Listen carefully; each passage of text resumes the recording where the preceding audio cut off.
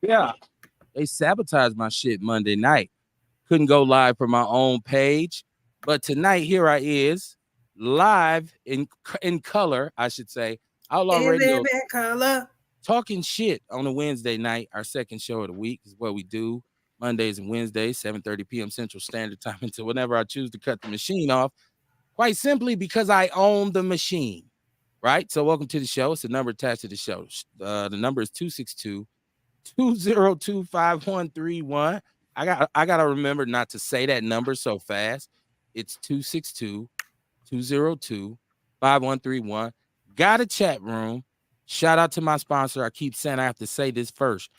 Shout out to the sponsor, Fletch and EPU SDS. EPU Self-Defense. Hit their website up, epusds.com. Most definitely, Fletch is all over the place like bird shit. He's going to be at the Sherman Phoenix on Saturday morning. He's at the Wellness Our Way event. If you want to talk to him, just hit the website, man. Self-defense. It's about using your hoo-has, right? Your wahoos or whatever you call them. I am not alone. Let me make sure my audio is straight because I know my co-hosts never seem to tell me when my shit's not right. And we tell you, we get to laughing. You know when it be fucked up. Right. We start laughing at you. Absolutely funny when Kev's fucking up, right? Let's sit there and watch him look stupid. I'm playing sound effects that I can hear in my ear that are not playing, and I'm sitting here on pause like, nobody's telling me they can't hear the sound effects, right? Oh. You got to watch who you hang around, man. I'm not alone. I got some of these perpetrators with me, man. Mr. Witch Doctor, how you doing tonight, man? Peace, family. I'm all right. How y'all doing out there? Welcome to Outlaw Radio, where we talk that talk and we definitely walk that walk. Raising vibrations and elevating thought. Y'all better come on in. I'm trying to tell you, I am the black woman lover, the black man's brother, the culture teacher, hood healer, the ghetto witch doctor. Hey, man! There go the CMOS, man! Y'all better come on in and make sure you make your way to Wellness Our Way is going down every first Saturday of the month at the Sherman Phoenix. Please tell me you heard the sound effects that time. Oh yeah, we heard them that time. Let me know. We also got a sponsor. I got to shout out a sponsor for Wellness Our Way. We got Twisted Plants / Planet Vibes. Twisted Plants / Planet Vibes. 2 restaurants, 1 owner, y'all. We got more cushion for the pushing, man. Definitely, Support black business. Do what you got to do to rock with people who look like you. Oh man, it's almost like we got a special guest because she's here. She was here early, actually, so I got to give it up. Time today. Juice lady in the building. What it do, Courtney? How you doing tonight? I was on time today. Yeah, you were. I had my vitality. That's what it was. Oh, that's what it was. Vitality, as you guys can see, and it got me here on time. So it's a time traveling elixir. It can help you travel through time because, you, Courtney, you just seem like you late everywhere you go. Hold on now, don't be like that. I'll be on time for everything, and people appreciate that. Don't do me like that. We know you consider being on time being late because you come to the show like 15 minutes late and say, but technically I'm on time. And I'm like, no, you're not. For official stuff, I'll be on time. And I mean, let's not say this is not official. This is official, Kev. This is official. Well, no, this is not. You just said. But this is also this ain't like I'm gonna get fired or something, or I'm not gonna get the job, or you know what I'm saying. You know what, Courtney? We done fucking with you. See if we get there. Okay. I then that means then I might be whoa. Let me be there early. Find a way to start administering paychecks so I can say, well, you're fired. Start firing niggas' ass. I'm firing your ass. No, fire, not fine. Fire. Don't fine us. You're fired. We don't do fines. Peace, Kick Rocks. Shane Kroom in the building said peace from the my high income and illegal migrant flooded city. Of course, that's Denver, Colorado. He and Shabaka Hussein Kaur, who do Frontline Black News and the Revolutionary Agenda, as well as Shabaka's Black Experience Enhanced. He says, dope intro, Kamar. Hey, Juice Lady, he's speaking. Hey, Dion. Dion said the boss is here. Hey. Dion's always in the chat room, right? Dion's always in the chat room. People always crack me up and say, why you Dion call and talk for 20 minutes? Yeah. Well, if you listen to every show and you're early for every show for the last 2-3 years, I tend to let you call in and say whatever the fuck you want to as well. So, but we're going to talk shit tonight. And that's really what the whole point of the show is. It ain't really nothing too serious. I'm not trying to save the world, because I don't believe you can do so through a podcast. I mean, you can pass some information along and perhaps trigger, some movement, but I don't know if you can change the world. When I say change the world, I mean really turn over the situations and circumstances that exist within our community, because there is a plethora of issues that affect us all at the same time. And no one person, no man is an island. So no one person has all the answers. But unfortunately, in the era that we live in, everyone believes that they have all the answers. That's why you have silos. And Milwaukee is entirely a city of silos. Business-wise, art-wise, culturally, even in our community, it's silos. It's my camp, your camp, their camp. And, there's no ambassadors. There's no embassy. There's no go in between. So we live in silos. So we just going to talk the shit we talk, right? And you may disagree. You may agree. If you do agree, share the show. If you disagree, get in the chat room. Hit the phone line, Just don't be disrespectful. Because then I just hang up on you.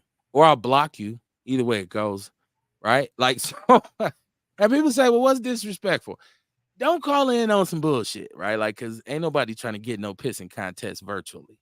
Like, so if you want to make it personal and, motherfucker, and no ass nigga, you will be dismissed. You will be. I don't got time for that. I don't. Why would I affect my positivity with your negativity? Right? That's like, remember the old commercials where the one dude's running with the chocolate and the lady got the peanut butter and they run at each other and say, oh my God, you've mixed your mixed chocolate with my peanut butter. And then they make a Reese cup. I know I'm old as fuck, right? Like, so people like, no, I can't remember that. Like that old ass commercial. Right. What's a Reese cup? That's okay. That's okay. Do they even call it that anymore? They call them that. Who knows? Who knows? In this day and age where everything has to be redefined, unalived, right? Like, you can't say midget. You can't say, I understand the inclination of the word faggot, but you can't even say gay, really. You can't say, oh, that's gay. Like, it's just this world where everything is tweaked and it's upside down. So most of the people that you run into, in effect, are just talking shit. They're just talking. Because how much of it do you actually take in? I like to do a poll on how much information Black people actually take in that they hold, that they can just retain and utilize for future purposes. Make it practical. Not disposable knowledge, like how to roll a backwood. Oh. You know what I'm saying? That's disposable knowledge. Like, that's not something that's going to help you one day say, I know what we'll do. We'll roll a backwood. And that's going to fix the problem. Like, I mean, this is just me talking. I'm an old grouchy man. I do want to say this though. Happy heavenly birthday to MC Breed. Today was his birthday. And once again, I'm old. So if you don't know who MC Breed is, that is your fault. MC Breed was one of my favorite MCs in the 90s. Featured on songs with Tupac, Too Short, everybody on the West Coast. He was primarily a West Coast dude. I mean, an East Coast dude. Midwestern, I should say, because he's from Flint, Michigan. But he did a lot of music in the South, and he did a lot of music in the West. And so his most famous hit is No Future in Your Front. And so Bree had a string, man. Bree had some great albums. This is where the hip hop snob in me comes out. And if you ever heard Gotta Get Mines with him and Tupac, that's one of the best back and forth, like two-man kind of man. And it's get mine. You gotta get yours. So, rest in peace to MC Bree. And they say it would have been 53 today. He passed 2008. He got sick, like had kidney failure, and he died. He was young. He's fairly young. So, rest in peace to MC Breed, and rest in peace to my cousin Sean. I said that. I'm gonna keep saying that all week. Rest in peace to my cousin Sean, who rest easy, homie. That they laid to rest. And if you lost somebody, man, prayers and condolences to your family. Prayers and condolences to my family, the Mallet family. That side of me, because I know all of us is kind of wondering, like, what just happened, right? So, but I heard T.I. He has a new song. What I believe, and this is a first for me. I believe it's NBA YoungBoy and somebody else. I don't know who else. It's a new song, but it sounds like the old T.I. Hey, but he's talking about death, and at the end he says, either you die young or you live long enough to see all your friends and everybody pass away. So either you die young or you get old. You don't have no real choice in the matter. Like, it's just very deep how he put it. So I was like, something poignant that's been made within the last 30 years. It's I guess it is some real shit out there. If you put your ears in the right place, it's some stuff out there. But how's everybody's week going? It's Wednesday. We won't be back on till Monday. Kamar, how's your week going? Man, everything going good. I just recorded a commercial for the House of Vitality that's going to be spinning soon. Okay. Everything is good, man. I can't never complain about nothing, man. Life is grand. Life is grand. Life is grand. Okay.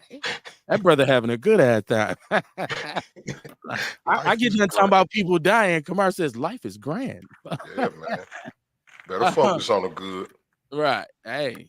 Yeah. I try to, but the bad it does this to me a lot.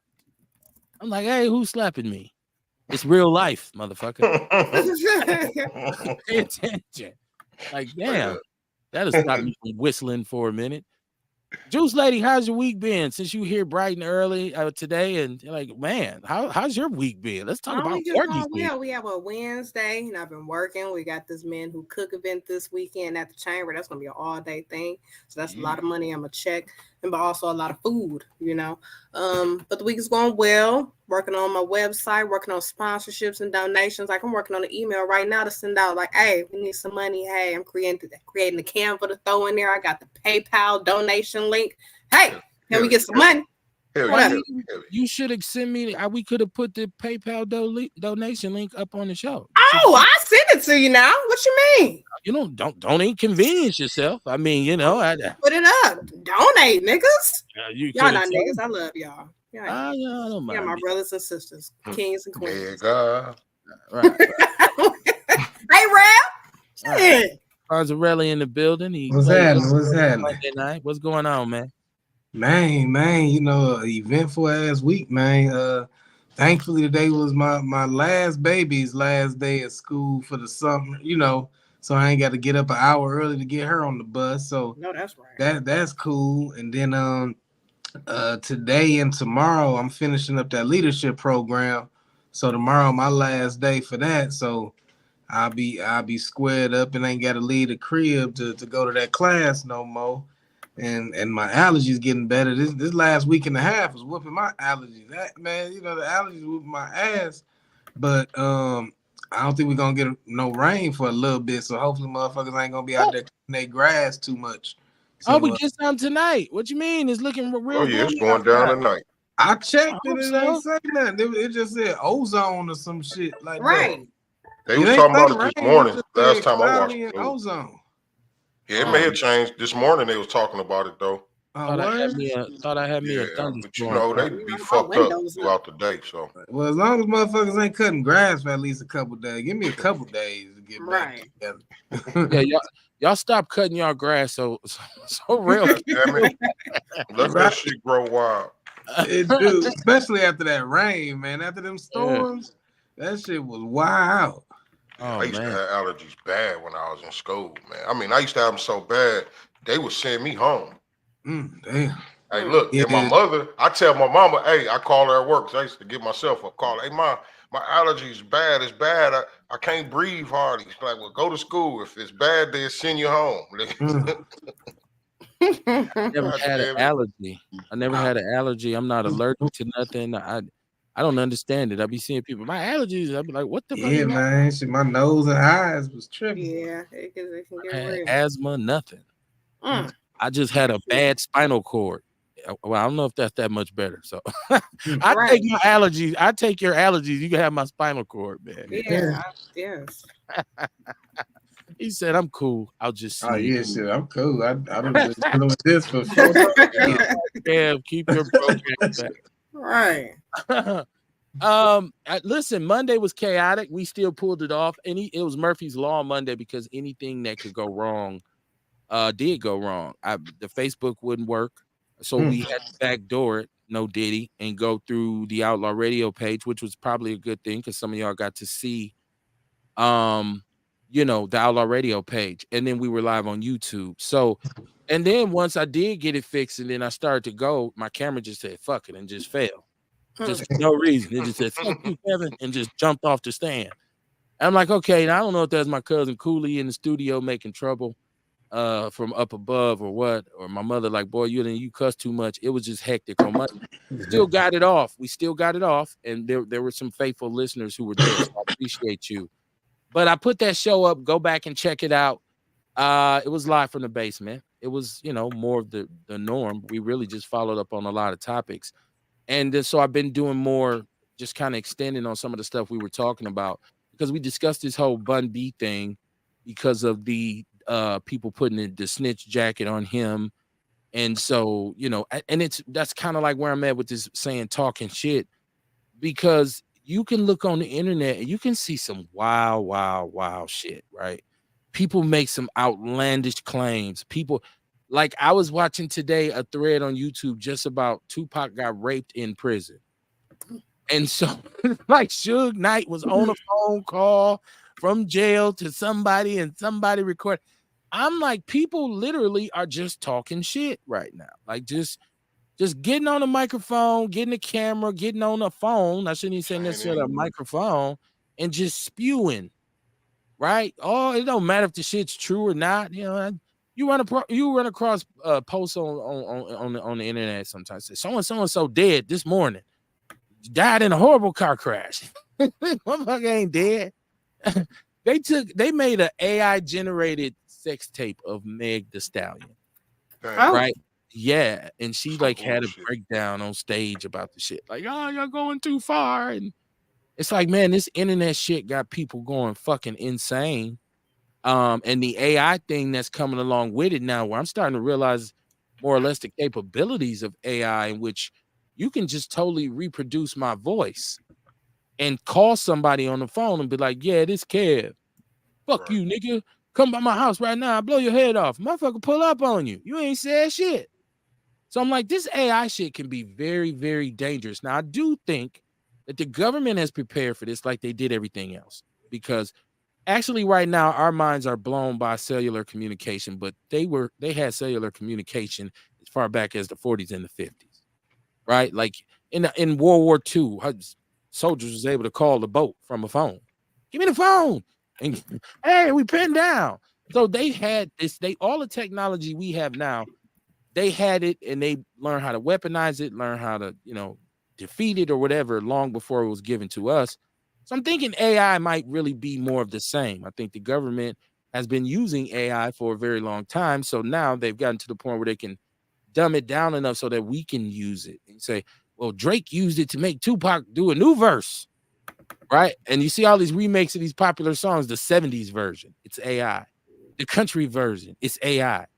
I don't know that it's to the point yet where the vacuum cleaner gonna turn on by itself and attack you, but it's definitely something to monitor.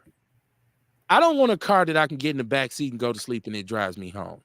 Yeah, I don't want that, right? That's not something that I'm cool with. But we're all being tracked and monitored. You look at one commercial. My daughter crossed Zeta a couple months ago. My Facebook timeline is flooded with Divine 9 posts. I'm not in the frat or a sorority, whatever. Well, I would be in a frat, right? I'm not in that, never have been. I get all ads for the clothing, all the stuff, and I'm like, they track you by what you look at. We've sat and had a conversation, my wife and I, about something. And I swear I got on my phone and looked, and there was an ad popping up, Google or something. Some motherfuckers is listening to you. So for all you people out there like you snitch, no, it's cameras in the street lights. How disappointed are motherfuckers who do a murder or a shooting or an assault and think I got away with that shit? And then on the news they be like, surveillance cameras in the area show right. with the same clothes you sitting there with on. Right. So this shit is, look, this shit is real. This AI shit, they're already tracking us anyways. I would say the best thing to do is not to be doing shit around any sort of technology that you shouldn't be doing. So if you hustling, you shouldn't be on cell phones at all. And people say, how in the fuck is that possible? You have to finagle. You have to take the steps. You got to be a smart Go back to criminal. the 90s. They did it. Well, yeah, we didn't No have cell problem. phones. Right. We didn't have cell phones. So figure that out. How did that shit happen? Right. Right. They They did sure it with wasn't no packing problem. pagers like that. So if you in the light, be in the light. I guess that's what I'm saying. Do what you're supposed to do, man. Because they coming to get your ass. They have you under surveillance at all times. And so look, even with Facebook making these rules now, everybody's no, you want to go live now? You got to have this, you got to do this. I don't know if you all are up on this, but if you are a content creator, they just changed the rules to go live on Facebook. You got to have all these different qualifications, right? So the hole gets smaller. That's like Hey, a look, whole. but, hey, you think they might have did that? Because, like, look how many people probably call themselves content creators and shit. Right. And don't be doing shit. Like, they ain't trying to pay a motherfucker for nothing. Like, Or let I don't you know. get I'm paid thinking without maybe them all that getting it got cut. something to do with it. Yeah, or let you get paid without them getting it cut. It's shit. He ain't gonna sell no vitality, and we don't get none of it, right? So it's that, it's just like them chasing the bootleggers. Yeah, they wasn't at them because alcohol was morally wrong. It's because they wasn't paying no taxes on the shit. Same thing with most drugs. It ain't illegal because they don't want you to get high.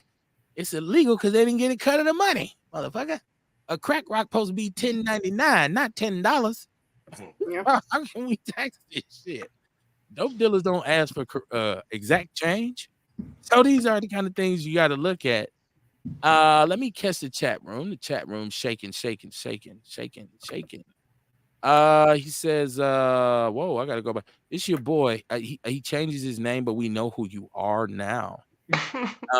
Jesse Paris. I'm way behind. So Dion starts off the party. He said, it's even further back than this. I was just running my mouth. Shabaka was saying that he was greeting us. Dion said he allergic to stinky cunt. Okay. I didn't know that was an actual allergy, but hey, that's well holler at Mystic Gypsy, right? Because she's a vendor who's at Wellness Our Way, and she does yoni pearls and yoni steam. Oh, yeah. And she She has get all you right, ladies. to get you right. So ladies, if you got dudes falling sick and ill in your presence, then holler at Mystic Gypsy. Falling sick and ill in your presence. Yeah, you open it up and go, oh damn, oh, I got hives. Yeah, oh, sorry. I need to call. That would be a dope commercial, wouldn't it? I need to call Mystic Gypsy. Never worry. Yoni pearls are here. Like that should be like real, for real. I got to give her that idea when I talk to her. Like those old less than fresh commercials. Like you never feel less than fresh. Oh yeah, man. Summer's Eve and shit. Right? It's doable. Mom. Hey, y'all see that new deodorant cream stuff? Which that they say you just put it everywhere. You just wipe it on your armpits, wipe it under your titties, wipe it in your ass. Right. And it's supposed to hide the smell, right? Yeah. I was watching the commercial one day and it hit me. The motherfucker said what this stuff do is it clog your pores up so the smells can't come out. I'm like, dog, that is fucked up. Yeah. If this stuff clog your pores so you don't stink, where you think them toxins going? You stink because the shit coming out your body got to come out your body. How about you just Now, wash your ass? Clogging it up to keep it in there. It's gonna be horrible for y'all in 10 years from now. You just wash your ass. Straight up, just wash your ass. Hey, y'all seen that video where they was asking white folks, did they wash their whole body or their legs in the shower? And they don't. They just wash their upper body.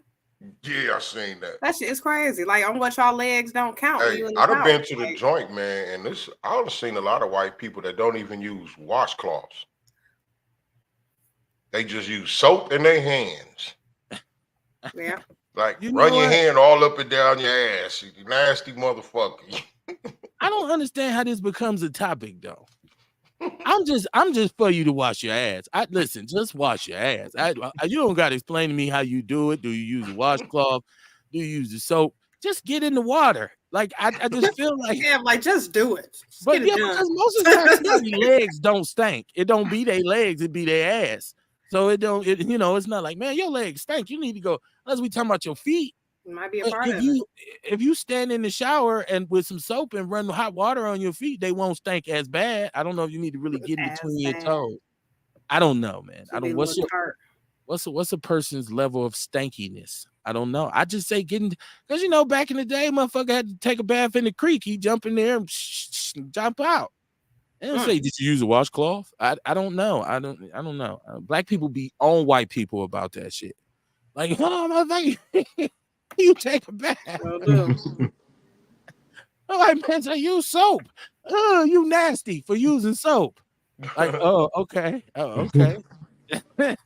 I guess beauty is in the eye of the beholder. I just want you to start by simply getting in the water. That's all. It'll change your life.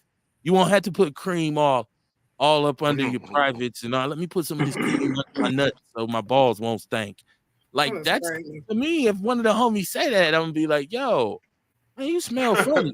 If I don't be having time to bathe, I just grab some of that cream. Or if I see the cream in your room, I'm gonna say, bruh, you please tell me you don't be using this shit instead of taking a bath. Yeah, man, that should keep me from stinking. You nasty motherfucker. Anyways, wash your ass. I guess that's the whole moral of the story.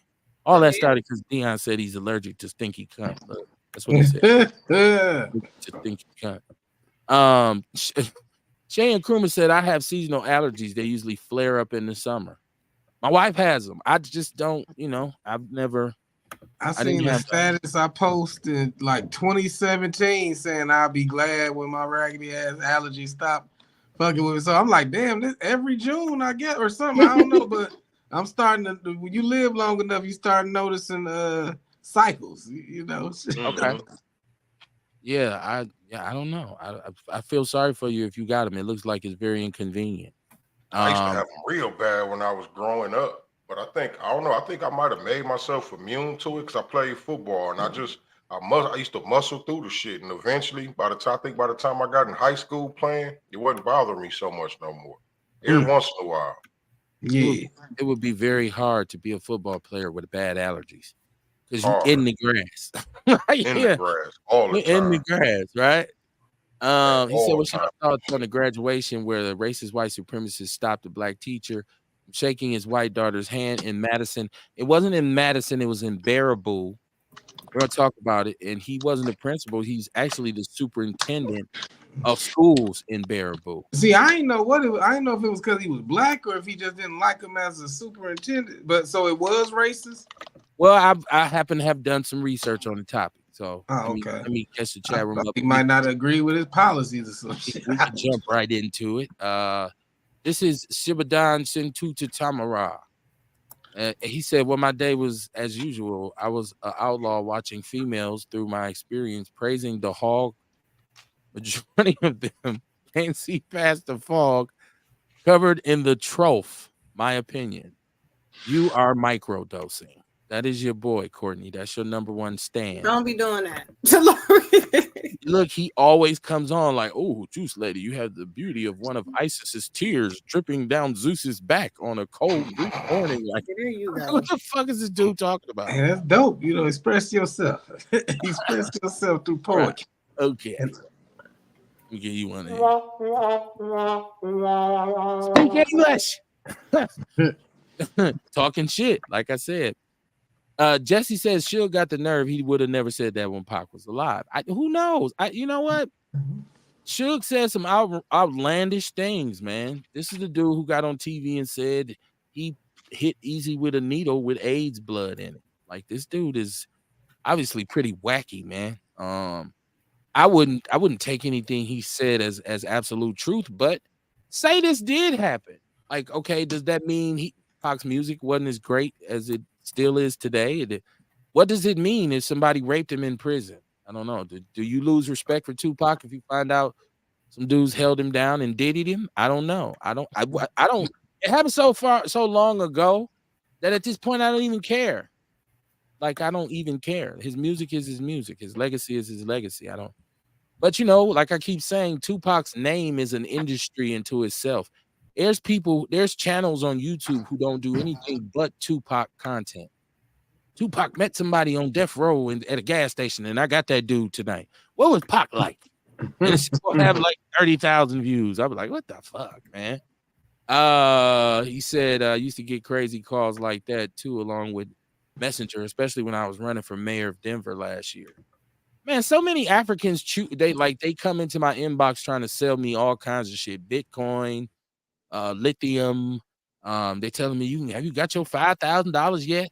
I'm like, I just need to stop taking friend requests because I never know who's legitimate and who's not. Next thing you know, I'm getting a message talking about, hey, Kevin, have you heard about this program?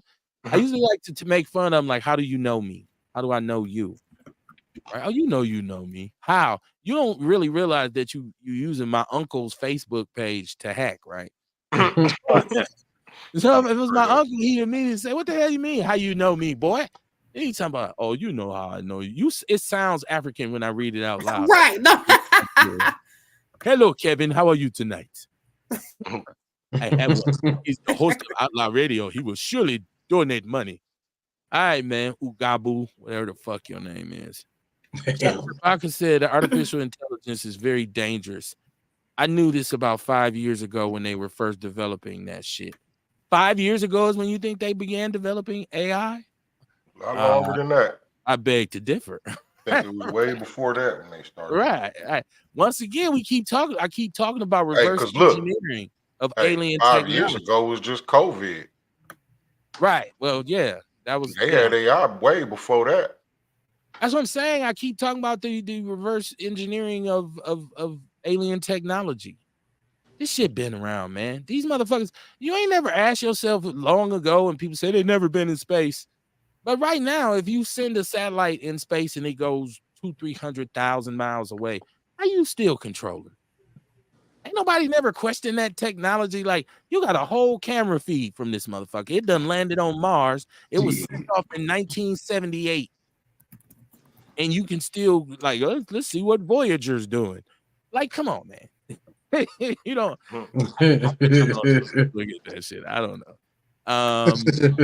Say they're building Google cars that's been fucking up the last 7 years. That damn Boar Muskie is behind the stinking bastard. A Google car. Okay, never heard of y'all heard of that? I believe it. I mean, I ain't looked into it, but I know with a lot, like I was seeing the other day, they was saying how with these electric cars, they're way heavier than regular cars. So they fucking up the streets and can be a danger to parking structures as more and more people start driving them. Okay. Interesting. They haven't really perfected what you do when this shit's really, really, really cold. I keep hearing them talk about, and I understand the difference between an electric car and a gas car because a gas car has a transmission. So your gears have to switch based on your RPMs, and that's why how you build up speed in a car. With an electric car, it's instant power. There's no training. It's off the line rip. That's why, when we do the RCs, they're electric cars. Now, what I'm going to do is I'm going to show you one of my nitros with a 2 or 3 speed transmission.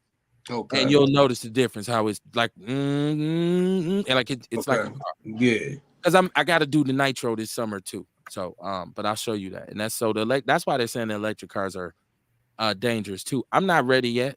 I'm not ready. I still want to ride in a gas car. Well, I mean, they gotta be charged up probably by something that uses a fossil fuel for the generator. You know what I'm saying? So electric cars ain't even fully electric or reducing the carbon footprint because however you charge them motherfuckers is gonna, unless they solar or water generators. I don't know. You know what? Like I said, I'm still driving my gas car. I'm not super impressed when I see a Tesla. Somebody else, hey, Bill, we got a Tesla. I'm like, so? Right. And I like these ugly ass cyber trucks. That shit don't look fly to me. Like, I'm like, people like, oh, I'm like, no, I'd rather have a Silverado, motherfucker, or a Ram. You know what I mean? Like, that shit ain't like a big toe or something. Just what the fuck is this, man? Hammerhead or something. I don't know. I don't know, man. It's like an aluminum foil wrapped lunchbox. Right. But if you put it out there and make it look fly, you know who's gonna be the most impressed? Us. And so now you got a bunch of brothers like, man, I'm getting me one of them motherfuckers. I mean, that's how they did with them Hummers. I ain't never thought Hummers was dope looking until the H3s and the rapper. But otherwise, they still just a big ass boxy gas military gun. vehicle though. So Right. But they I know just if rap you videos and everybody had to have one. if you use $1 million worth of gas, like 16 inches per gallon of gas, I don't want no parts of that shit. But yeah, so in Baraboo, here in Baraboo, Wisconsin, there was a high school graduation, and the superintendent apparently is black. His name is Briggs. Okay, Hey, his name watch is how quick Briggs. they get him out of there. Caller, give me a second. Give me a What the second. hell he doing in Baraboo? Well, he's the superintendent of that school, that school system. But don't he got to be there to be the superintendent?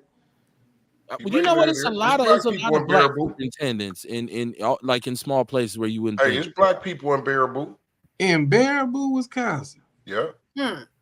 Well, it's close to Madison, so there's a number of minorities in Madison. So he actually lives in Madison. Oh, okay. In a suburb of Madison, not in Madison. So in the Journal Sentinel, he was just talking about the ordeal about he saw this white man coming at him, and he was like, is this a threat? What should I do? Should I get ready to defend myself? But this story is kind of murky in that they haven't talked about the full history between these two.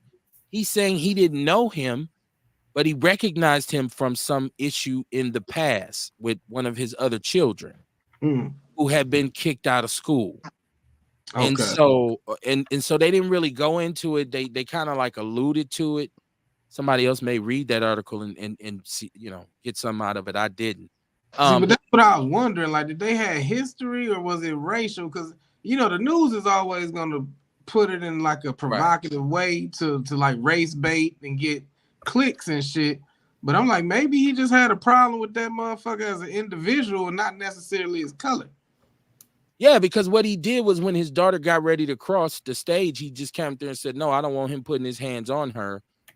And like I said, by them alluding to the fact that there is another child possibly, or maybe it's this child where they've had some history of him or her, whatever, because they're not releasing their name. I think it's a teenage girl because they said she's a minor. But it went viral first, and I was unaware that this was in Baraboo.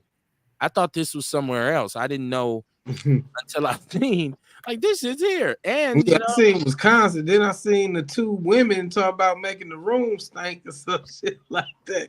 It's like two women teachers got fired or some shit. I think it was Janesville. Sexton students. It's a lot of white teachers. I mean, I ain't gonna say colors, but it's a lot of women teachers going down for. It's like motherfuckers trying to watch the men around the girl students. They need to be watching these women around the boy students. They thirsty. It's been a lot of that too over the years.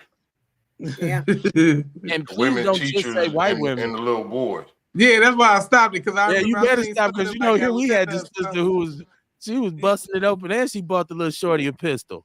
Like, is what? that the one who had the rap video or some shit like that? In Detroit, yes. Damn! Like, what kind of game did these little dudes? What is they spitting? How these grown women risk it all? Yeah, what's that about? Like, can't imagine. Well, let me say this. Let me say this. This has been going on for a very long time. Yeah.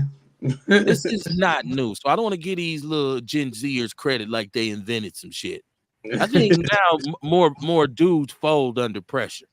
Because back in our day, right or wrong, if that happened to you, you was looked upon as a player. Like, oh, snap. Now, once again, because I don't want people to get mad at me like, Kev, is molestation then? Double standard. Right, I understand it was wrong. And that whether it was your babysitter or the older girl down the street, but we didn't. When I was young, that was a badge of honor, and you didn't really readily go tell like your mama. Like you told the fellas, like, man, Miss Jones let me grab her booty or something like that. Whoa, you lying. But this has been happening for a very long time. So now it just gets I don't know if these dudes ain't built. I don't want to say nothing bad about them. Like the little dude who was with the teacher here who got the gun, he was just wilding out, period. He was just wilding out, and his mother and them took his phone and just looked through it and said, oh, shit. I don't know if that would be, I don't know if that's the reason why he was wilding out or what, but he was, because he asked her to buy him a pistol. So, and then he came back and said, I need you to get all my guys one. So I don't know if that behavior was connected to what him and her did. That might be why she kind of was turned on to him. Like, oh, he's so lucky. You know, they say good girls like bad guys. So I don't know. Apparently, old women like little dudes. That was a joke. It was bad. My bad. Old women and little dudes. Forget it. But yeah, so yeah, that is true. I did see that where they were sending this cat. It was them in lingerie. Real, I think that was the story I seen. Unless we talking about something like let's make the room stink or some shit. That's what I was cracking up about. Like, damn, they talking about let's make the room stink. You shouldn't indulge in that, or get her some of that stuff that deodorant that she could wipe on her parts. Like, that's bad. Dion would be allergic to that, right? You shouldn't say the C word either, Dion. White people hate that. That was crazy. And like you said with the thing in Baraboo, of course the media is gonna jump all over it all day. And so this was look, black people, something for you to get mad about. Mm-hmm. Right? Then we go, oh, this is some bullshit. They run off our emotions. Yeah, but if it comes to find out that this had been a situation, because he got a restraining order against this cat. But the brother has a restraining order against this white dude. So this happened awful fast. So I'm thinking it might have been some history there. I'm just not ready to jump the fence and say it's because he was black, although it could have been. But I'd like to know all the facts before I'm not breaking boomerang and shit. Yeah, I'm not breaking the emotion box. Just saying, don't forget about us in the chat, Kev. Right, I know. I can't forget about y'all. I'm looking at it down the side. I'm glad you chose to read that comment and then started all the other ones before that one. Like, let me go with the negative shit, right? See, that's what I be talking about. It be your own people. It be your own people. Shabaka says, no, this is Jesse. He said he noticed they changed the rules to go live on Facebook. So if you're going live, go look at them rules. I'm glad that apparently I qualify because y'all can see us tonight. I said I had to make my page public and high profile in order to go live on Facebook. I don't know. My shit might have already been on that. I know it's on public. He said they setting that shit up so they don't have to pay anybody. This is Dion said no tax on coochie. I don't did we even I don't know where that came from. Somebody help me out. I don't pay for pussy, so I don't care if they tax. That don't affect me. Right. I don't care about that. Oh shit. That's funny right there. Yeah, y'all. You stupid. Yeah, y'all had Hero on one of the wellness shows at the Sherman Phoenix. I remember Mystic Gypsy. Yeah, it's my sister. What's her name, Kamar? I'm so bad with names. No, that's her name. Her name is Cheyenne. Cheyenne. Yes. But Mystic Gypsy is good enough. She's cool with that too. And we got to be mature enough to be able to push that out there and say, hey, if you having a problem down there, there's somebody who can help you. Like, and I know that's because on the last Wellness Highway, we were talking, her and I was saying, like, do people got to work their way up to you? Because I don't see somebody just coming in the store like, hey, y'all got something for stanky coochie? Because my shit is killer. Oh, let me walk you to the pearl section. Like, I would feel like somebody has to kind of like allude and ease up on that. Like, hey, I was thinking about vaginal health and I just wanted to refresh myself. Oh, let me get you a yoni pearl. I think it's probably just a holistic alternative to hopefully they already exist in hygienic practices. You know what I'm saying? Right. Yeah. I hope we talked about the fact that if you have gonorrhea, it's not going to cure it. Like you buy a yoni pearl and you straight. You still need to go see the OB, right? Say, go see the doctor, right? And then tell him, hey, and by the way, I'm also using herbal cleanses down there because the smell was unbearable. He's like, Dion. Right, Kev, just wash your ass. Okay, well, we are really behind in the chat room. That's why Courtney attacked me. Say, yep, juice lady, they nasty as hell. No washcloths or washing their whole body, Kamar. Shabaka said temperature in Sin City about 110. You have some funky motherfuckers out here. I would guess. Yeah, it's what 81 here, and this for us is killer. Soap and water and scrubs soaking will help a lot. Remember, Kev, we had to teach them how to bathe. I've heard that before. You know, said can't cover up funk. That's what my mom's always said. Okay, thanks for the correction, Kev. You would know better than me after all this happened in your state of Wisconsin. I just found out, bro. I'm not a know-it-all. I just happened to, because I was scrolling past the shit, because honestly, that's why Dion gets at me like, I thought you live in the Podverse, because on the real, a lot of shit I just scroll past. Because some shit I don't care. Like, it's like Kamara talking about, the price of pee. I don't care about certain stuff. So that don't got nothing to do with me. Don't got nothing to do with me. So I just scroll past it. So sometimes I have to go back and check it. And I just happen to be reading the Journal Sentinel, which I still do read, by the way, and a lot of people don't. And I seen it on there. So to properly wash your ass, bottles need warm to hot water. Next, you put soap on rag. Next, you scrub whole body, including your ass. Rinse thoroughly, then repeat process. You should be clean for 24 hours. Maybe you should call the show Wash Your Ass instead of talking shit. Since we get into that. Said I block all those crooked bastards from Africa. I watch Vice and I seen how they do it. It's crazy. I seen how they do it. And that's a come up for them. That's why when I said I wasn't being like, about no stereotype or nothing like that. I was really being serious and sincere. Since the beginning of the internet, you used to get them emails, hey, I'm a prince in Africa. I can't get to my I remember them. Yeah. That was all they friends. Man.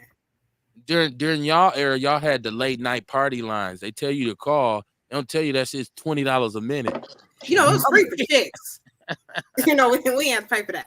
Y'all did. Your mama get on the phone, be like, "What the fuck, man? Oh, $400 for 1-900 flirt." Man, listen, I got my ass whooped. I got my ass whooped and sent to my father's house. Damn. Some shit like that, man. Hey, look, my father brought me right back. Oh, you ain't gonna run up my phone bill. Right. Kamara, I feel your pain. Ours didn't get that bad. It was $75, but my cousin and I just laughed about it a couple weeks ago because he was the one who set the number out for everybody, and everybody and all of us, we all cousins, so we all together, and so all of us take the number home and start calling the number, and so all our mothers have like this before Zoom. Same bill and shit. 2 people got a 3-way, so you got 6 people on the phone, and girl, these motherfuckers.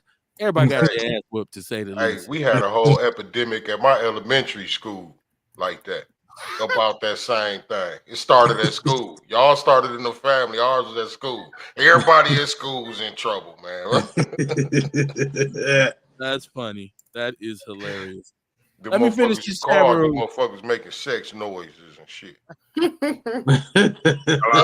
Hold on, Dion. That's what Kumar. Mine wasn't. We didn't even get to that because you had to. It was just the lady talking. Hi, thank you for calling. We just, for some reason, we just was getting off on this lady saying, "Ooh, let's get in some trouble." Me and my brother like, if we'd have heard some sex sound, we probably would have passed the fuck out. Like, oh my god. Oh shit, man. You said, yeah, you got to screen friend requests more than ever. Too many hackers and scammers. That it is. Said, hey, I've been in development for over 50 years. I don't doubt it. Let me see. They said the aliens got a hold of it recently. I believe they brought it to us. The electric cars are the Google cars, Shabaka said. Oh, I didn't know that. I thought Tesla's not Google, though. He owns X. So I don't know. I mean, Google might be making their own. I wouldn't doubt it, if they enter in the arena, I haven't seen them. I haven't seen no Google car. I see just Teslas. Said Voyager 1 is outside our system now. Voyager 2 is in orbit cloud. Teslas are very highly overpriced. I would think so. Rel, did you hear about the teacher who was busting it open in Texas? Nah, but I don't doubt it. They thirsty for. I mean, I don't know what it is. Like I don't know what's appealing about a child at all. Like, not conversation. Like I mean, I guess because I'm normal. Right. As far as you know, I guess there ain't even no point in trying to figure it out. But man, it's an epidemic in this shit. it's going down. It's just more cameras, more phones. So it's been happening. True. Dion, what's on your mind, man? What's going on? Hey, I wonder. I was considering thinking about the Hunter Biden case, and that's just crazy. Like, how this man? Like, that's that white privilege shit. Like, he must have been high as a motherfucker trying to buy a gun, and when they asked him was he on drugs, he said yeah. So the killing part about it, they prosecuted his ass for that shit. You know what I'm saying? Like that man, that shit crazy as hell, man. This new world that we living in, man, this motherfucker, man, this shit crazy as hell. I just can't believe it. And then earlier today, I think around like 5 o'clock, they found a little 1-year-old baby dead over there on 71st of Mill Road. But the story's still developing, man. So hopefully it wasn't no foul stuff involved. They got like 3 people in custody, but that's why I don't fuck with babysitting people, kids, and shit. You know what I'm saying? Because anything can happen to them little motherfuckers, and then now you in a jam. You know what I'm saying? Like, nah, hell no, I don't fuck around like that though. But yeah, though, man, I'm just still tripping off that Hunter Biden shit, and then just wondering like, how does that work though? I ain't bought a gun since I first turned 21, and that was the last time I was ever to buy a gun legally. So I don't know if they got them type of questions on there and shit. Like, if I go up in there and they be like, "Hey, are you high?" And I say, "Yeah," because really in Wisconsin, like if you got domestic violence and shit on your background and shit, you can't purchase no handgun and shit. So I guess they probably, but it's just crazy just to see the witch hunt that be going on with these people out here, man. Like, our political system is a shit show. Is the Jews lady still on? I'm looking, but she looked like I don't know, look like she ain't got no shirt on or something. But Courtney, was you listening to 860 today though? Is you on? No, I wasn't listening today. Girl, you missed it then. Ooh, you missed it. It was the shit. But I ain't gonna talk about that on here because that's you brought it up. Right, what was it? Yeah. See, if y'all not a frequent radio listener, okay, you know Michelle Brand. Shit, I nigga, don't know I'll be working. Lakeisha State Rep Lakeisha Meyer. Right. Well, anyway, Lakeisha Myers must have called 101.7 The Truth with Sherwin Hughes. Sherwin, I guess, is a Dora Drake fan. I don't know. You know what I'm saying? Y'all know Dora Drake. She filed the wrong paperwork, right? And Lakeisha against that. Yeah. And Lakeisha Myers feel like that shit bogus and she should be taken off. Well, anyway, Sherwin tried to give it to her. Boy, Michelle ate his ass up today. That's but right. One thing I respect about it, though, he didn't respond. Okay, it was a little animosity there. People hurt, feelings hurt. Michelle came and said what she had to say, chewed his ass up. He didn't respond to it. He had a good show, and life went on. You know what I'm saying? I mean, but yeah, that shit was crazy, though, Courtney. You should have been listening, though. But yeah, though, but besides that, though, you know what I'm saying? I think I was reading something about MPS because they supposed to have some type of meeting tonight at City Hall. You know what I'm saying? I think that's what I heard Leah say. It was supposed to be at City Hall like around 4:30 this evening.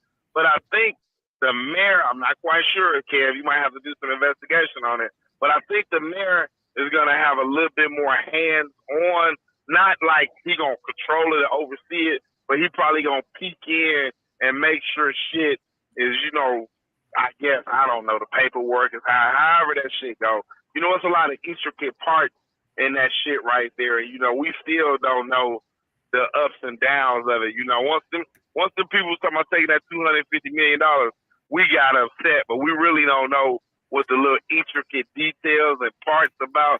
There's a lot of little moving shit that we just don't know. And I'm gonna be personally honest with you. I really don't give a fuck. I just care about my property taxes going up. You know what I'm saying? Like that's all the fuck I care about. But other than that, though, I ain't really thought about nothing else, man. I was just talking shit, and I I was like doing a little like you was saying something in there, and I was just feeding off the shit y'all was saying. I forgot where that getting taxed on pussy came from, but it was something I put on there and shit. And then Real, I'm glad you feeling better, man. I'm glad to see you. Bull, I'm glad you doing your thing. Glad you happy, man. You know, you doing good with your business. You know what I'm saying? And you getting a lot more, what they call that?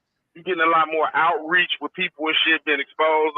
You and damn near been on all the news syndicates. You've been on TMJ4, I think, and Fox 6 with Brian Kemp, and then you said on 12. So that's good exposure and shit. You know what I'm saying? And you know, I might come down to the Sherman Phoenix this weekend and shit.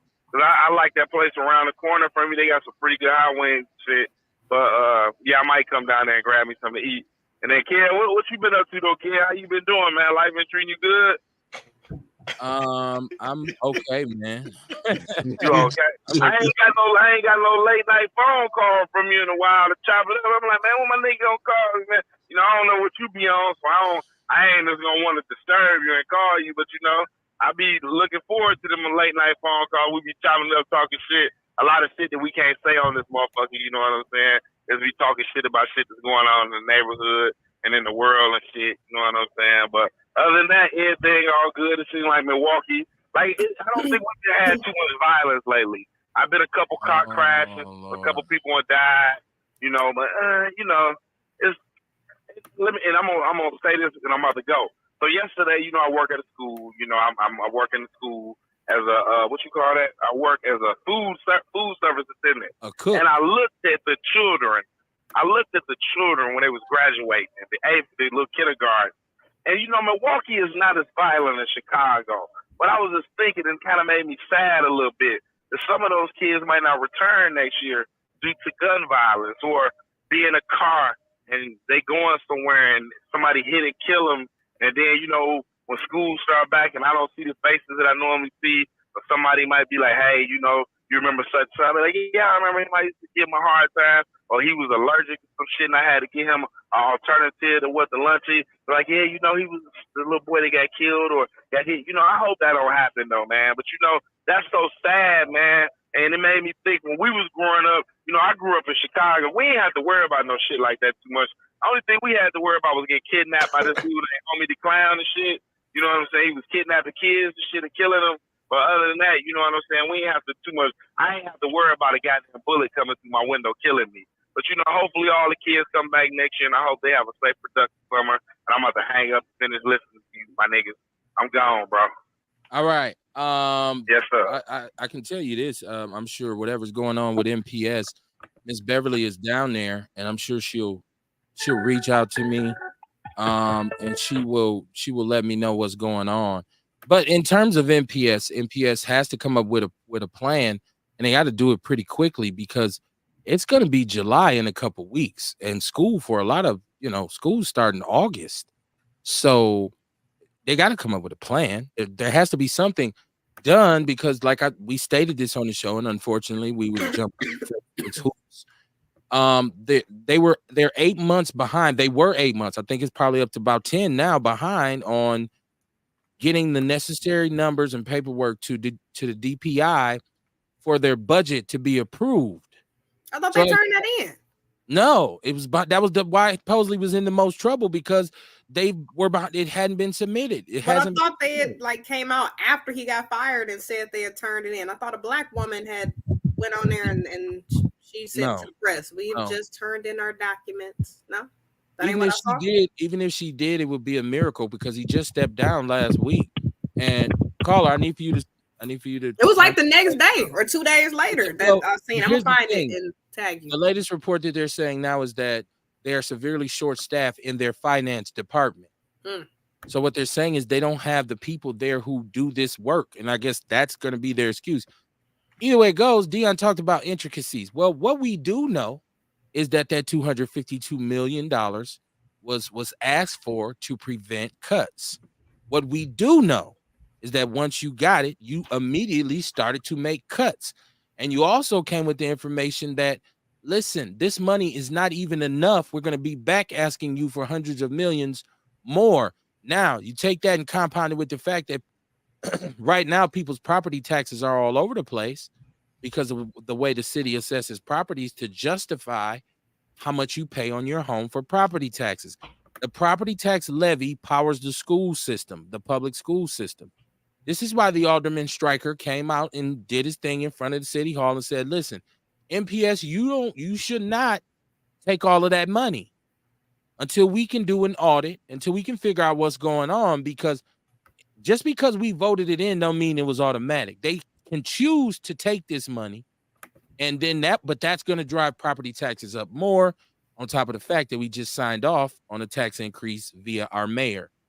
Now, we keep talking about what don't. I hope the mayor now is not going to come out and say, okay, I'm going to be helping, because the truth is he is the appointee or the appointer of the individuals that are on the commission that govern the school board. He is the one who hires the people that hire the people. So, when he's talking about, I don't know, he's a liar. We know that. So we might not know the intricacies of everything else, but we know we got some lying ass people downtown and some fake ass leaders who have not been transparent. That's all I need to know. I don't need to know how a quarter break down into a nickel. All I know is you asking for a whole bunch of goddamn nickels. And you're coming out, like they said, at one point they had excess money and they still came out and said they needed more. Another lie. You had a surplus and you still asked for more. Where's the surplus? Sir, that's all we want to know. Where the money at? $1.5 billion budget you have. And you saying this ain't enough. This ain't, well, goddamn, how much do you need? Coloring books, the price of crayons and coloring books done went up. What the fuck? We got a caller on the line. Calling from Louisiana, Shreveport, Louisiana, if you will. Caller. Oh, I had a stepdaddy from there. Stepdaddy. Okay, well, shout out to Courtney's stepdaddy. Yeah, Richard Monroe. That was my dog. Yeah. He might have hung up. Like, fuck y'all. Oh, damn. No, he's still here. Caller, can you hear me? Hello? Okay. Well, some ain't clicked. He's online. We know the phone worked because we just got Dion off. So call back, man. If you got something, I know you wanted to put us up on what was going on in Shreveport. So I wanted you to be able to spit on that. Let me see if I can bring this individual in. Caller 318. You are live on Outlaw Radio. What's your name? Okay, yes, my name is Jermaine. Can you hear me? You sound a lot clearer than the last time you called. How you doing? I'm good. I had my headphones in. You give me a chance to take my headphones out of my thing. But anyway, yeah, we move fast. We move fast. It's like bow, bow, bow, bow, bow. What's up, man? We're dealing with a lot here in Shreveport right now. Really a real bad situation going on here in our city or in this city. We've already had multiple apartment complexes closed down. We got multiple families that are now displaced, the elderly, disabled, and so on and so on. They're blaming the property owners, which we're not buying that. We're not buying that at all. The fact that, okay, now the water bills are in excess of over $15,000 plus. You mean to tell me the city allowed these property owners to get their water bills in excess over almost the $20,000 plus in unpaid bills? I've never heard of an apartment complex closing down because of unpaid water bills. I think there's more to it under this, like allegedly corruption. It's not really like corruption, if you ask me, because we've had three apartment complexes closed back to back, all three at the same time. So there was over 200 families that were forced out, didn't go before a judge, no due process, and now still there's still many of them that's not even housed tonight, Okay. And are you saying this is something that has to do with racism, or is this classism? Like, why do you believe this is happening? Well, it's definitely it's the low income. We're starting to analyze is they're targeting the low income areas, the low income apartment complexes. Okay. That we do know, but I know this past Sunday, the name of the apartment is Jolie, or like Jolly or Jolie. 30 people were forced out by the Shreveport, Louisiana Police Department. What are y'all doing evicting people? That not only is that illegal, that is also criminal. 30 people were forced out, elderly. They even had sick people, we come to find out. They even had sick people, poor health condition, and also the disabled and the elderly. So 3 classifies of different people. And also that too, they shut off all their utilities while they were still up in there. Okay. Mhm. Is there any place where these people can go to be housed or receive assistance or what? We don't know. We don't know where they went to. They've kept a tight lid on the people, their names, the list, and that's real. That's raising a lot of red flags tonight, because why wouldn't y'all reveal the people's names, those who got forced out of there, because they already know they're in serious trouble.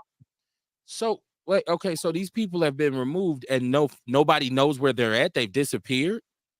Exactly. No. I mean, not even the news. The news was reporting this Channel 12 News, which is Channel 12 News here in Shreveport. They were reporting on this every single day. Why weren't y'all reporting these other slumlords around Shreveport every day? And all of a sudden, they just stopped out the clear blue. They haven't done a story in almost 3 days now. So that's very suspect. Yeah. Yeah, I would. Why won't they release the people's names? Yeah, I would want to know.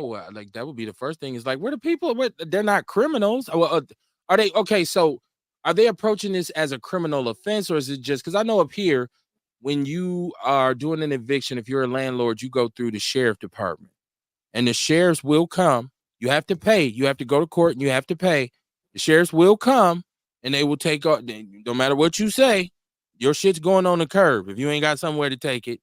But they don't take the people. That's not what this was. That's not what that was. This was basically they're blaming on negligent property owners, the conditions within the unit or within the property itself. But still, that's not even adding up anymore, because first and foremost, it was and then they're saying squatters was getting into the empty vacant units. That still hasn't been confirmed. That was never confirmed. So again, we've had multiple stories from the city. The mayor made the call, which of course we outraged with him. We want to recall on him anyway.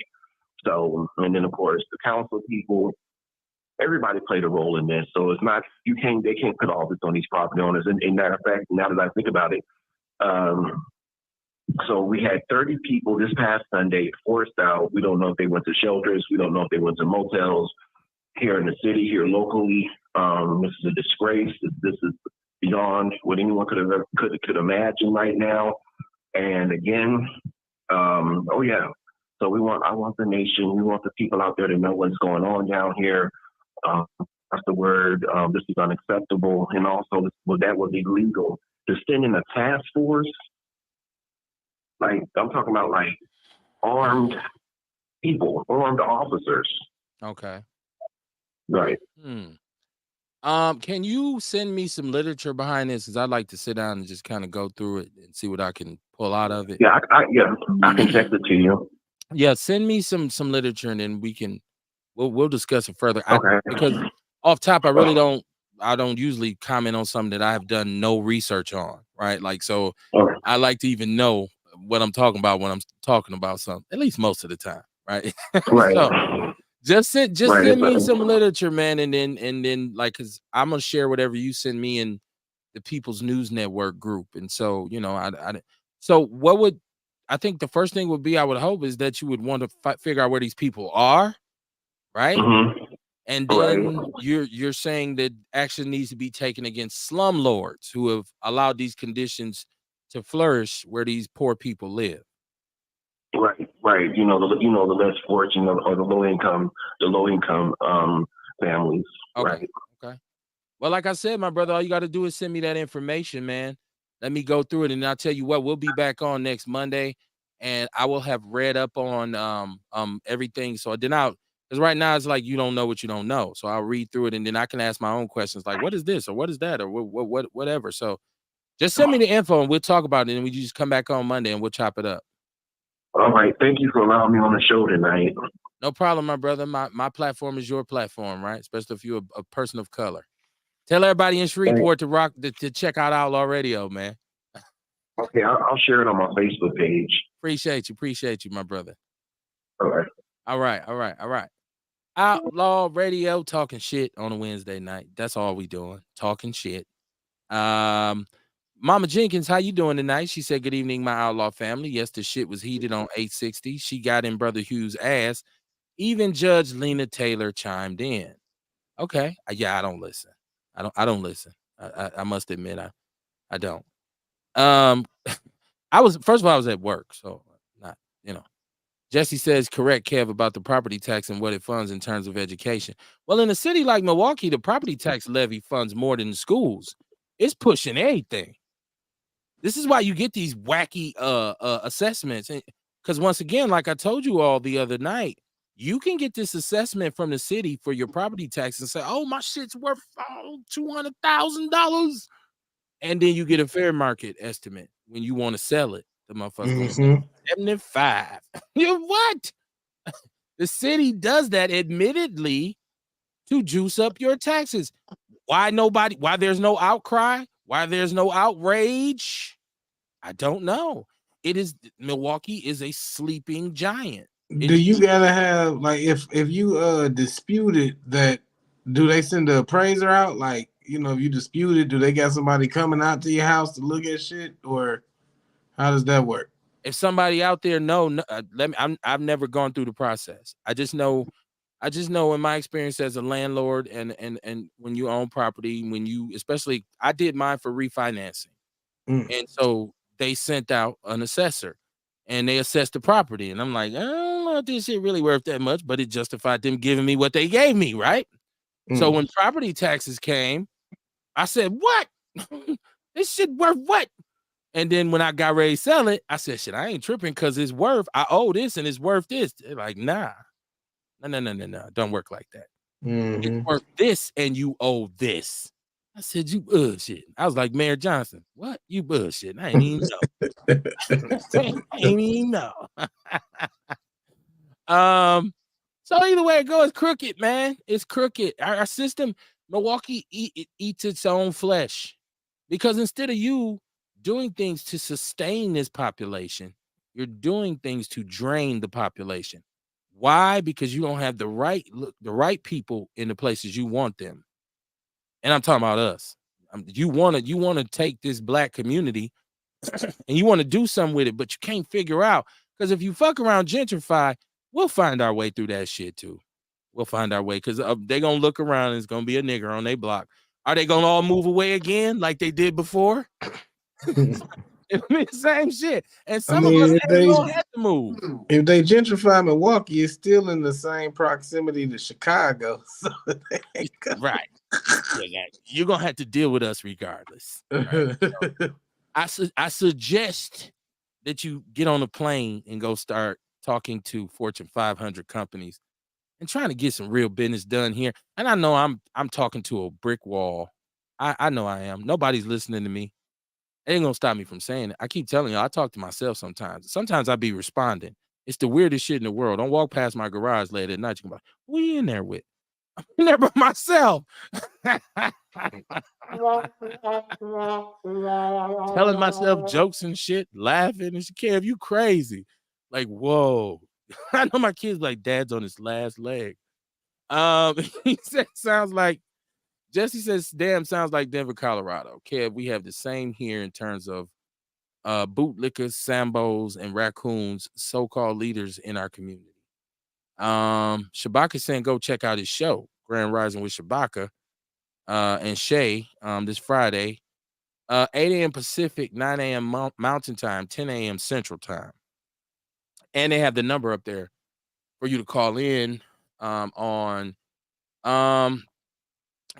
Shay said the caller name is Jermaine Anderson. We've had him on the Frontline Black News and Shabaka's Black Experience in Hands about the situation happening in Shreveport, Louisiana. Shout out to you. Shout out to him. I'm glad because last time I really couldn't hear him. I really couldn't. I don't know if y'all could hear him really well, but it was like it's really quite a moment stuff. So I was like, whoa, something's going on in Louisiana. I don't know, but he was clear tonight, and he's gonna forward me some information so I can. Yeah, it's curious because I wonder if they like saying that these buildings are condemned, so the people have to go. You know what I'm saying? Because like you can't live in a condemned building, so maybe Yeah, they but can. where they putting the people? Maybe they could. Hey, Out. shit. Like, I mean, this ain't. If that's what's going on, it's definitely the first or the last. Where it's just like, man, I had to leave. My building was condemned. Well, no. Whatever happened to the people? Remember, they got together the building over on Center Street, like 33rd and Center. But then it was a chemical or some shit in the building, and like, whatever happened to them people? Like, did they ever move back in the building, or did they just? That shit's closed. That building is done. It's finito. That's why they had it. Crazy. But they didn't take them nowhere. They said, "All right, y'all go. You would call your mama or something, Uber or something." But he's saying they're taking the occupants. They've taken the people who live in these buildings in Shreveport, Louisiana, and taking them somewhere nobody knows where they are. That's what I'm trying to get clarity on because that's like very a concentration unusual. camp or something. Like a FEMA camp or something. Yeah. House of correction or something. I don't know. Where's they taking them? You stick with us. We Might saying just camps. be out on the street. We say camps, Kev. You trying to go not house correction camps. It may just be out on the street. That is where. That's what I would think. Okay, so I would think, Kamar, you got a bunch of homeless people, but for what I was understanding is him saying no, they took the people somewhere. And they disappeared. Anybody else hear that besides me? I don't know. Maybe I'm not. Everybody had no cell phones, like no cousins, like hey, cuz they taking or like. That's my question, Courtney. Where they were elderly and disabled, and some of them were squatters, so maybe they didn't have access to stuff like that. Well, if you're a squatter, you should be removed. In my Bill Cosby voice, you should be removed. That ain't your house. He says, this is Shay. He says, Jolie Apartments, 30 people were forced out and one arrested last week. The mayor declared a state of emergency, and now the caller wants to get him recalled, so we're going to start circulating a petition. So he's saying one person was arrested. Okay, he didn't say the people just done disappear. I thought I asked him a couple different times, like, wait a minute, is this what you're saying? He said these properties are owned by a slumlord who has ties to BlackRock, which is buying up all the low-income properties in every major city in this country. Okay. They're headquartered in Dallas, Texas, and Brooklyn, New York. You say, yeah, I can send you some more information of this situation in Shreveport, Kev. Also, I can't post in the People's Network group anymore for some reason. I have to go in there and see why. I don't know why. I mean, you know what? I've removed some admins from people in the past who were admins. It should just be a couple of us now. I have to go and check. I don't know why you can't post. That don't make sense. It's some people I might have been a little bit too nice with the platform because some people be putting some bullshit in there. I'm gonna have to start going through and deleting shit. Like, hold on, why you put this in my group? I know I've been saying post black information, but some of it's like, why is this in here? I'll go through. I'll figure out why you can't post, man. That we were discussing the Shreveport situation on this Friday, Grand Rising with Shabaka. And the Shays call in at 516-418-5996. Okay. What else? Damn, this chat room is deep. He said, Kamar, from what we was told, many are out on the street or can't be found. Okay, that's why I kept saying, wait, did they take the people somewhere? Like, okay, we putting you out, so we put you on the back of a van or something. And then they just drive off and you never see the person again. Like, that's what I was asking. I thought I was pretty clear. I don't know. Said, but yeah, back to that whole thing about what was the issue? Courtney is gone now. And so Dion, I don't know if he's on here. What was the issue? Somebody filed some paperwork late with Lakeisha Myers or something. Man, let me try to put this in the most friendly way possible. Real, you already know that mean I'm finna say some fucked up shit, right? Like,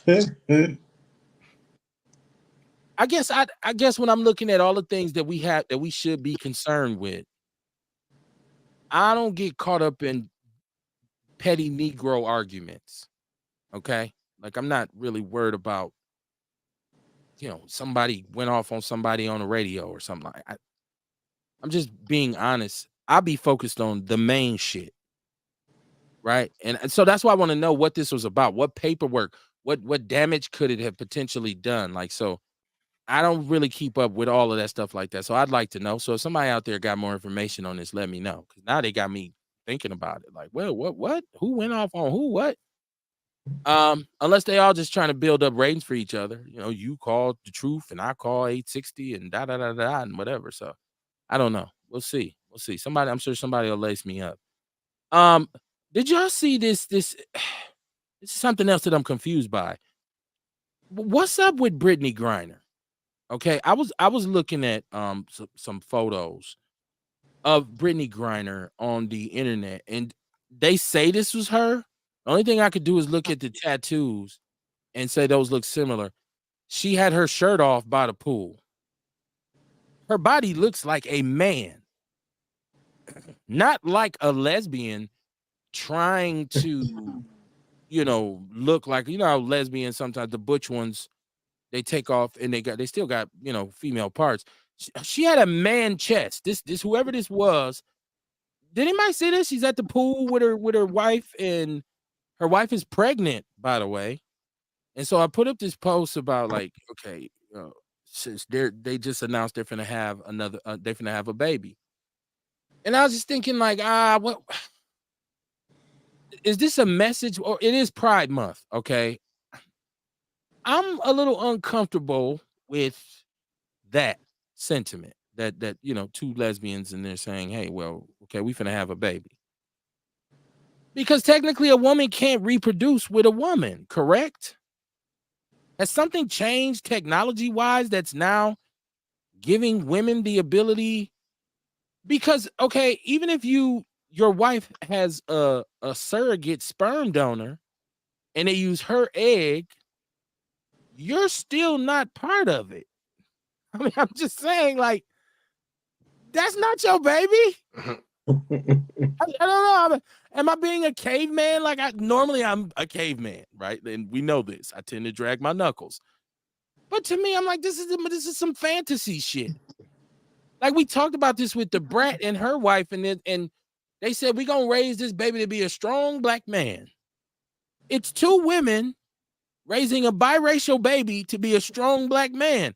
Nobody else is questioning this except me. I just want to think, like, sometimes I'm like, Kev, it's you. It ain't everybody else. It's you. I ain't questioning it. I just thought it was funny. Okay. Just a I tad ain't bit questioning weird. it though. Like, don't nothing amaze me no more with that type stuff, man. I mean, they succeeded. The shit don't amaze me. I ain't surprised. Okay. You know what I mean? I don't mean I'm with it, but I get it, man. Whatever. Have we been beaten into submission? I mean, like for real, like men. Like, you remember when the trans or whatever was telling the ladies, y'all don't own the right to femininity just because y'all got a period. Right. And now a man can't say, wait a minute, that's not your baby. In order for me to have a baby, I have to use my man part to do what I do. Right. You don't have one, nor does your body make that material. Right. That's not your baby. It's adopted, but it's my wife's baby. Yeah, it's her baby and her sperm donors. Maybe I'm just too simple. Maybe I'm too simple-minded. Maybe I'm looking at it like, what makes sense. I don't know. I'm not sure. But if I as a man look at them and say, huh? They'll say, oh, this motherfucker's a homophobe. Right? He's a transphobe. I don't think we've been beaten to submission. I just think we've been beat into just saying, fuck it, man. Do what the fuck y'all want to do. Nobody cares. Okay. And I try to not care, Kamar. But when I see this foolishness, I have to stop and say, wait a goddamn minute. Now, when I get around people like me, I do speak my mind. Okay. You know what I mean? Like, I talk about, I don't like that shit. I think this shit's foul. I think it's highly disrespectful for a man to act like a woman and then, or act like he's more than a woman. You know what I'm saying? I think it's highly disrespectful for a woman to act like a man and act like she's more of a man than a man. I think it's highly disrespectful. Yeah, and it's hella fake. Kamar. So the argument here is that non-women are telling God-made women that they don't own the right, they don't own the copyright to femininity. Right. Oh, just because, like, I see, I'm stuttering because I'm confused. I'm like, wait, what's the basis of your argument? Now, I per se don't have a problem if you are a man who wants to be a woman. Fine, you have that right, do that. Or if you're a woman who wants to be a man, you have that right, do that. But when you start telling a woman, well, you just because you got a period and some ovaries don't mean you a real woman and I ain't. It kind of do. It kind of do. It's like a lesbian telling me just because you got, a penis and some nuts don't mean you a man. It kind of does. That's kind of what it means. That's everything. You gotta actually have these parts to be in the club, right? Like I get people trying to broaden the way they think. I get that. I think people want to be of an enlightened perspective, which is cool, but don't fuck with reality to do it. Because these kids have to be fucking confused as hell. Like, wait, what? Huh? Who? What? How? And it's just like at one point, I don't know how you keep the balance, especially for us as people of color, how you keep the balance of reproduction when you're throwing off the very thing that creates people. It doesn't matter what computer program you use. It doesn't matter what surrogate you use. In order for you to reproduce, you need a man and a woman. Not a non-binary and I'm a transgender lesbian. Like, I'm a man who wanted to be a lady. Once I got to be a lady, I realized I didn't like men, so I wanted to like women. You see how confusing this shit gets? Like, when people say trans, I be thrilled. I be trying to do the shit on my fingers. Like, wait a minute, the trans man was a woman who wanted to be a man. I'm trying to watch reality TV. I'm all fucked up. Add I gotta watch it. Add the one on top. I care to.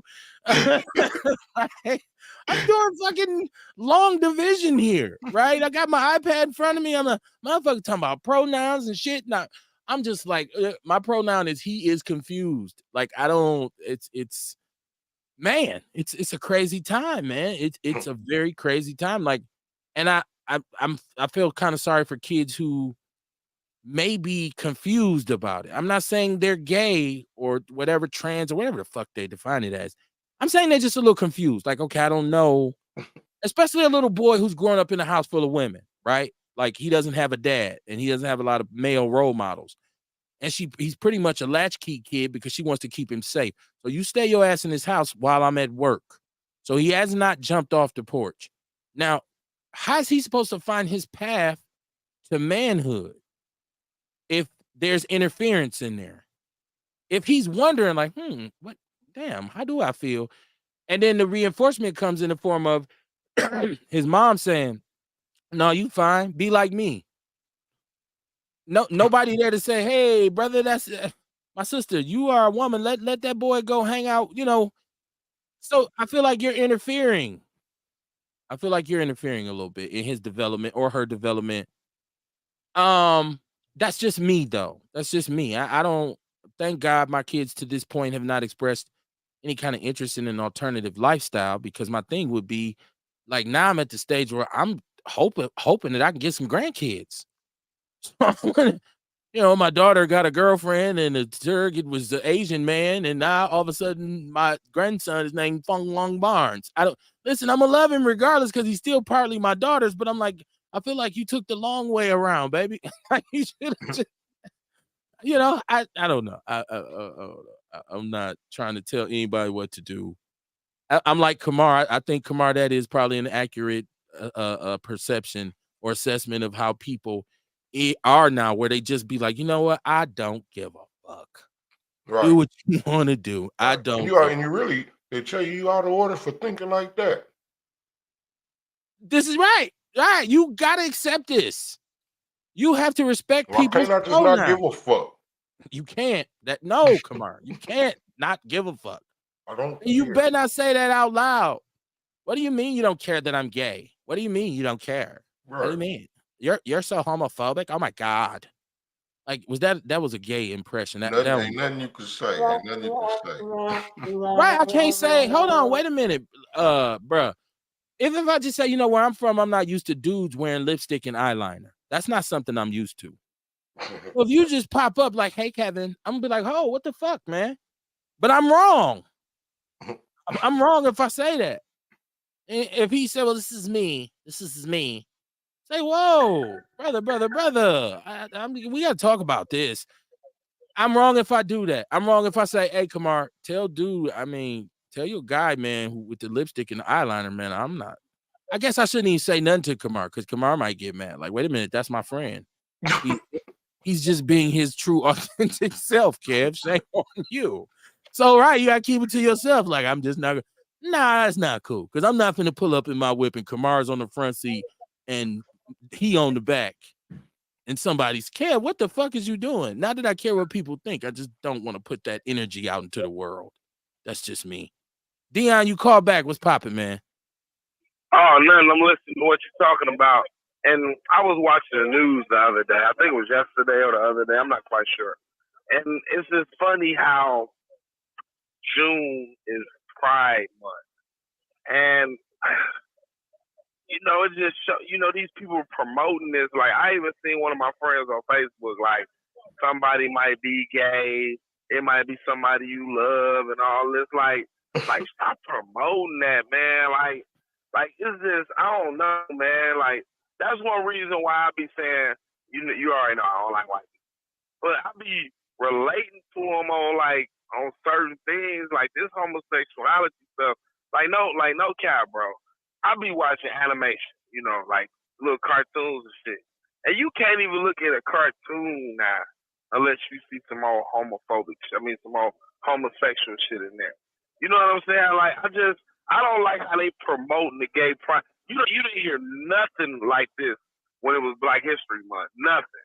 And even though that's our time, you know what I'm saying, that we should promote it ourselves, but you didn't hear them all on the news and you know, they walking in the gay pride. We know this is not natural, man. And it's almost like you being force fed something. Even the people that be acting like they fine with it, they cool. You know what I'm saying? It's like you being force fed something. And I could understand sometimes, like I was just saying, with the anger that white people have. Like, it does make me mad because I feel like you forcing something into my life that's not part of my life. You understand what I'm saying? Like, and I told you that if my son was gay, I'd disown his ass. And I was serious. I was serious about that, man, because I believe, just like you said, a man is a man. We are men. I don't care how much you feel like you're a woman in the inside, you would never be a woman. Never. Even if you went and got the sex change and try to get your coochie and all that, you know what I'm saying? You still know that you was born a man. You know, and that's the sick part about it. Like, how you want to try to get you a vagina? You weren't born with no vagina? And then I was hearing some people talk about, you know what I'm saying, like the men that be getting a vagina. And I heard, now I don't know because I ain't never got no vagina, but they was talking about how painful it is. You know what I'm saying? Because you got to try to keep that hole open. A man does not have a vagina. You was not born with a vagina. So now you know, and them doctors got to be some wicked ass doctors. They should ban their ass like they ban abortion. Because if you turn a man into a woman, you just as sick as they is. Because you ain't gave this man a vagina, a clitoris. You ain't did all types of stuff. Okay. You know what I'm talking about. Well, I know what you mean, but I know what you said. I mean, it's all good. You know, you would destroy. That's what it's called, a clitoris. If you look it up. I don't think is that how you pronounce it. And once again, am I alone here? Am I? I thought it was pronounced differently. I'm sorry. Go ahead. You want to destroy this man's penis. You know what I'm saying? But I think the part about it with me that hurt me so much is I seen how it's being promoted out here. And when it was Black History Month, that wasn't promoted. You didn't even really know it was Black History Month. It was like, unless, you know, amongst us talked about it, you didn't really hear nothing about it. That's just like the job I work at, you know. I'm taking off for Juneteenth. And they asked me, well, why are you taking off? Because first of all, they're not paying me for it. I got to take an unpaid. I got to take an unpaid day. And they was like, why are you taking off for Juneteenth? And I was like, because y'all celebrate the 4th of July. So I want to celebrate African American independence. And they looked at me like, well, you know, it is what it is. But, you know, but this gay pride thing, and then you seeing people, then, you know, you people turn their things on Facebook to gay colors and things like that. And it's like sickening, but it also, I took it offensive and I took it hurtful because as a people, you know what I'm saying, our history and our legacy wasn't celebrated like it should have been, but you're celebrating this unnatural thing. And people could say whatever they want. They be like, well, some people are born this way, some people this, that, and the other. It is still unnatural. You can't reproduce by it, and it's sick. It's sick. Lay there with another man and y'all doing ungodly things like you would do with a woman. You understand what I'm saying? Like that's terrible. And even for the women too. And they just as nasty. You know, you see the little bulldoggers walking around and then they wear their strap and they be grabbing on it. Yeah, I know a girl right now, and I thought it was a boy at first. I said, God damn. I said, well, why old girl messing with that young nigga? Because I was trying to shoot my shot at the bitch. I know she was a lesbian, but I still was trying to shoot my shot at the bitch. And I said, well, why she ain't want to fuck with me? She fucking with this young nigga. Because I seen her in Wisconsin Dells and the nigga had his shirt off. Anyway, to make a long story short, it was a girl. The girl got both her titties cut off. How do you get your titties cut off, baby? You got your titties cut off to be a man? Like, that's sick. You can't tell me that if something, that's just like if I start cutting on myself, they'll say, oh, well, if you got mental problems, blah, blah, blah, blah, blah. But so someone that goes and disfigures their self, because if you're going to be gay, cool. Do your thing. You can't disfigure yourself to be something that you're not. That's just like you was talking about. I don't got nothing against the gays. You know, they gay. It is what it is. It sounds but like if you you're got a man, something against them, Dion. but you know what? If you a man, talk like a man. God damn it, I'm a man. I'm gonna talk like a man. I like men, but I talk like a man. Don't be, well, you know what I'm saying? You sound like a fucking woman. This is like this guy that be calling the radio station named Al. And then I met Al. You know what I'm saying? I told Al, I said, Al, if you met Al, if you seen Al, how he sound like a woman. But if you seen him, you wouldn't think he a big old nigga, he bigger than me. And I said, Al, that gotta be a front, my guy. You know what I'm saying? Because if you put bass in your voice, man, you running around here saying, you know, I can't even make my voice sound like a woman's. But yeah, though, Kev, that is very offensive, man. And I definitely feel what you're saying. And you know, and you know, like I said, the gays could be gay, they can have their own thing, you know what I'm saying? But you know, that's on them. But like I said, where it hurt me at is our heritage and our lineage. You know, our shit is like taboo. You feel what I'm saying? It's like taboo to talk about Black history and slavery and things like that. But it's okay for a man to talk about busting another man up the backside, like Pimp C say, where you see them down there, they drag queens, they running around, they dress, and they got the little kids down there, the gay pride, and they giving the kids mixed signals. That's just like Dwayne Wade. Dwayne Wade need his motherfucking head chopped off because he probably fucking his son. That's what he doing. That's why he wanted him to be a little girl, because that's probably what he doing. Because nigga, you could be a woman when you get out my house. When you get 18, I'm not gonna give you no money. You go out there, you do whatever you want to do. And you know what I'm saying? Like, I'm just so shocked on these celebrities. Like Magic Johnson got that big ass homosexual boy, and they be sitting back taking pictures. I'll be like, man, you can't take no pictures of me. Get your faggot ass on somewhere because you blemishing our pictures and shit. You know what I'm saying? It's bad enough that I already had HIV. You know what I'm saying? And you coming up here with your gay ass. And then that's just like the other day they was talking about the homosexuals. And I felt like Ronald Reagan did when AIDS first came out. You my age, Kev. And you remember when AIDS first came out back in 85, 84. Now, it was a guy in Ronald Reagan's cabin. He was an undercover homosexual. But he felt like the gays, he didn't want to get them health care because that disease was killing them. And he felt like the lifestyle that they was living, hey, that's on you. And I kind of felt that shit the other day. They was talking about that child. Like, if you live in this reckless ass lifestyle and you know that this gonna give you this disease, why should we have to pay the taxpayer? Why should I gotta pay for your health care if you know you out here living this reckless life? You understand what I'm saying? But it is what it is. I'm gonna let you go. That was just my moment to be on the soapbox, and I'm gonna hang up and listen. You guys have a good night. All right. Okay. Listen. First of all, shout out to Dion. I want to say this. I did my initial comment was not about, what right you have to, alter your body. I'm not even as upset about the promotion of it because I understand it. My thing is just that when it crosses certain lines, when it comes to children, I should say, is where I kind of get in and say, hold on, wait a minute. Because if it's affecting the babies, then it's affecting the future. And so that's my only thing is like, okay, why? Well, let me get you don't like men, but you want to be one. I've always been very confused about that, right? Like, so it's cool though. I get Pride Fest. I get that there's a large amount of people who live alternative lifestyles. My thing is just when it comes to babies, that's all. And anything else you can do what you want to do. And who's to say maybe you and your husband or you and your wife or however whatever roles y'all play, maybe y'all might raise a perfectly productive member of society. I'm just saying for me, it's hard for me to understand that. It's hard for me to think that there's anything valid about a woman who's acting like a man raising a boy to be a black man who's partially white. You see what I'm saying? Like it's a lot. It's a lot to unpack. Like Austin Dewar says, it's a lot to unpack, Kevin. Let me catch because Che has snapped in the chat room. He's snapped about this.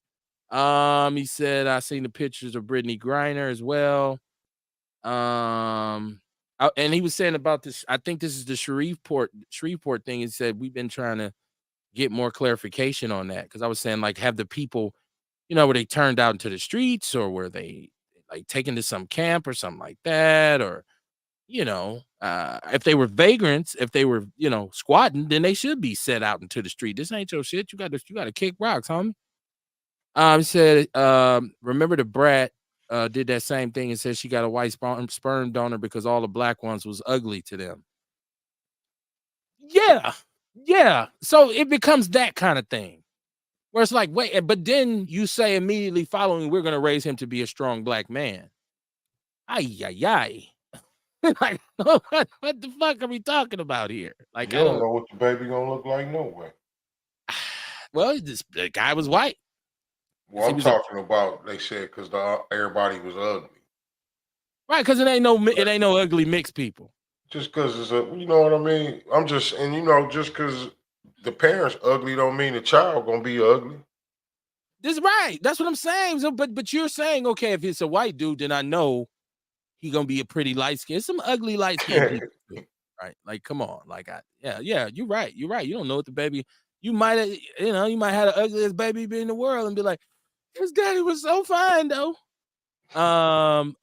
He said I'm not the only one. Thank you, Paris. I have to sit back at my age. I have to sit back and just observe things. That's the only thing I can really do is just look and say, hold on, wait a minute. I'm out the loop on this. Let me try and because I'll go not that I want to be young, but I want to understand what's going on. So I'm going on YouTube, I'm going on Instagram, I'm going on Facebook, and I'm looking and saying, okay, this whole tolerance movement, what is this about? Okay, I get it. You're a homosexual, fine. That's cool. But when you say me and my husband want to raise a kid, and then you go out and get a baby by a woman, and your husband donates his sperm, and she has the baby, and now you say it's our family. Well, I'm like, what? That ain't your family, though. Like in my mind, that's all. He said common sense is uncommon these days. He said I get called homophobic and transphobic all the time, and like Shabaka says, they're heterophobic. I usually don't because even in the workplace, this is just all around you, and I just look at it. I swear I'm glad Kamar said that because a lot of shit I just say I don't even got time for that shit today. Like I got shit to do, man. Like they say pick and choose your battles. Mm-hmm. Like I'm never getting into an argument with a gay person at work. Never. Like Unless he push up on me or some shit. Then it's, now we got an issue. Hey, But I other ain't than getting that, into the argument then. I don't want nobody else to even know that shit. Like, I'm just gonna get the fuck away from this motherfucker, man. we gonna have an issue though. If he push up on me, we gonna have an issue though. Gonna be like, because I know you I'm see definitely me. gonna tell him that, but I'm gonna get the fuck away from him. You know what I mean? I'm I'm I ain't with flee the that shit, scene, man. especially if he a big dude, like a big muscle bound dude. Like, hold on, man. Listen, man, let me tell you something. I'll be at work with a knife. Like, man, come on, man. Get your ass stabbed. He says they tried to get Aretha Franklin Natural Born Woman banned from the radio last year. This shit is an agenda and manifesto that has been in effect since the 70s. He said Google the Gay Manifesto in 1973. This is a multi-trillion-dollar industry and agenda that the Democrats are heavily pushing on our youth. So he said, my pronoun is he, him, his. This stuff is getting ridiculous, and if you oppose it or speak out against it, they label you trans or homophobic. Don't forget the nail polish and the high-heel boots and the man purse.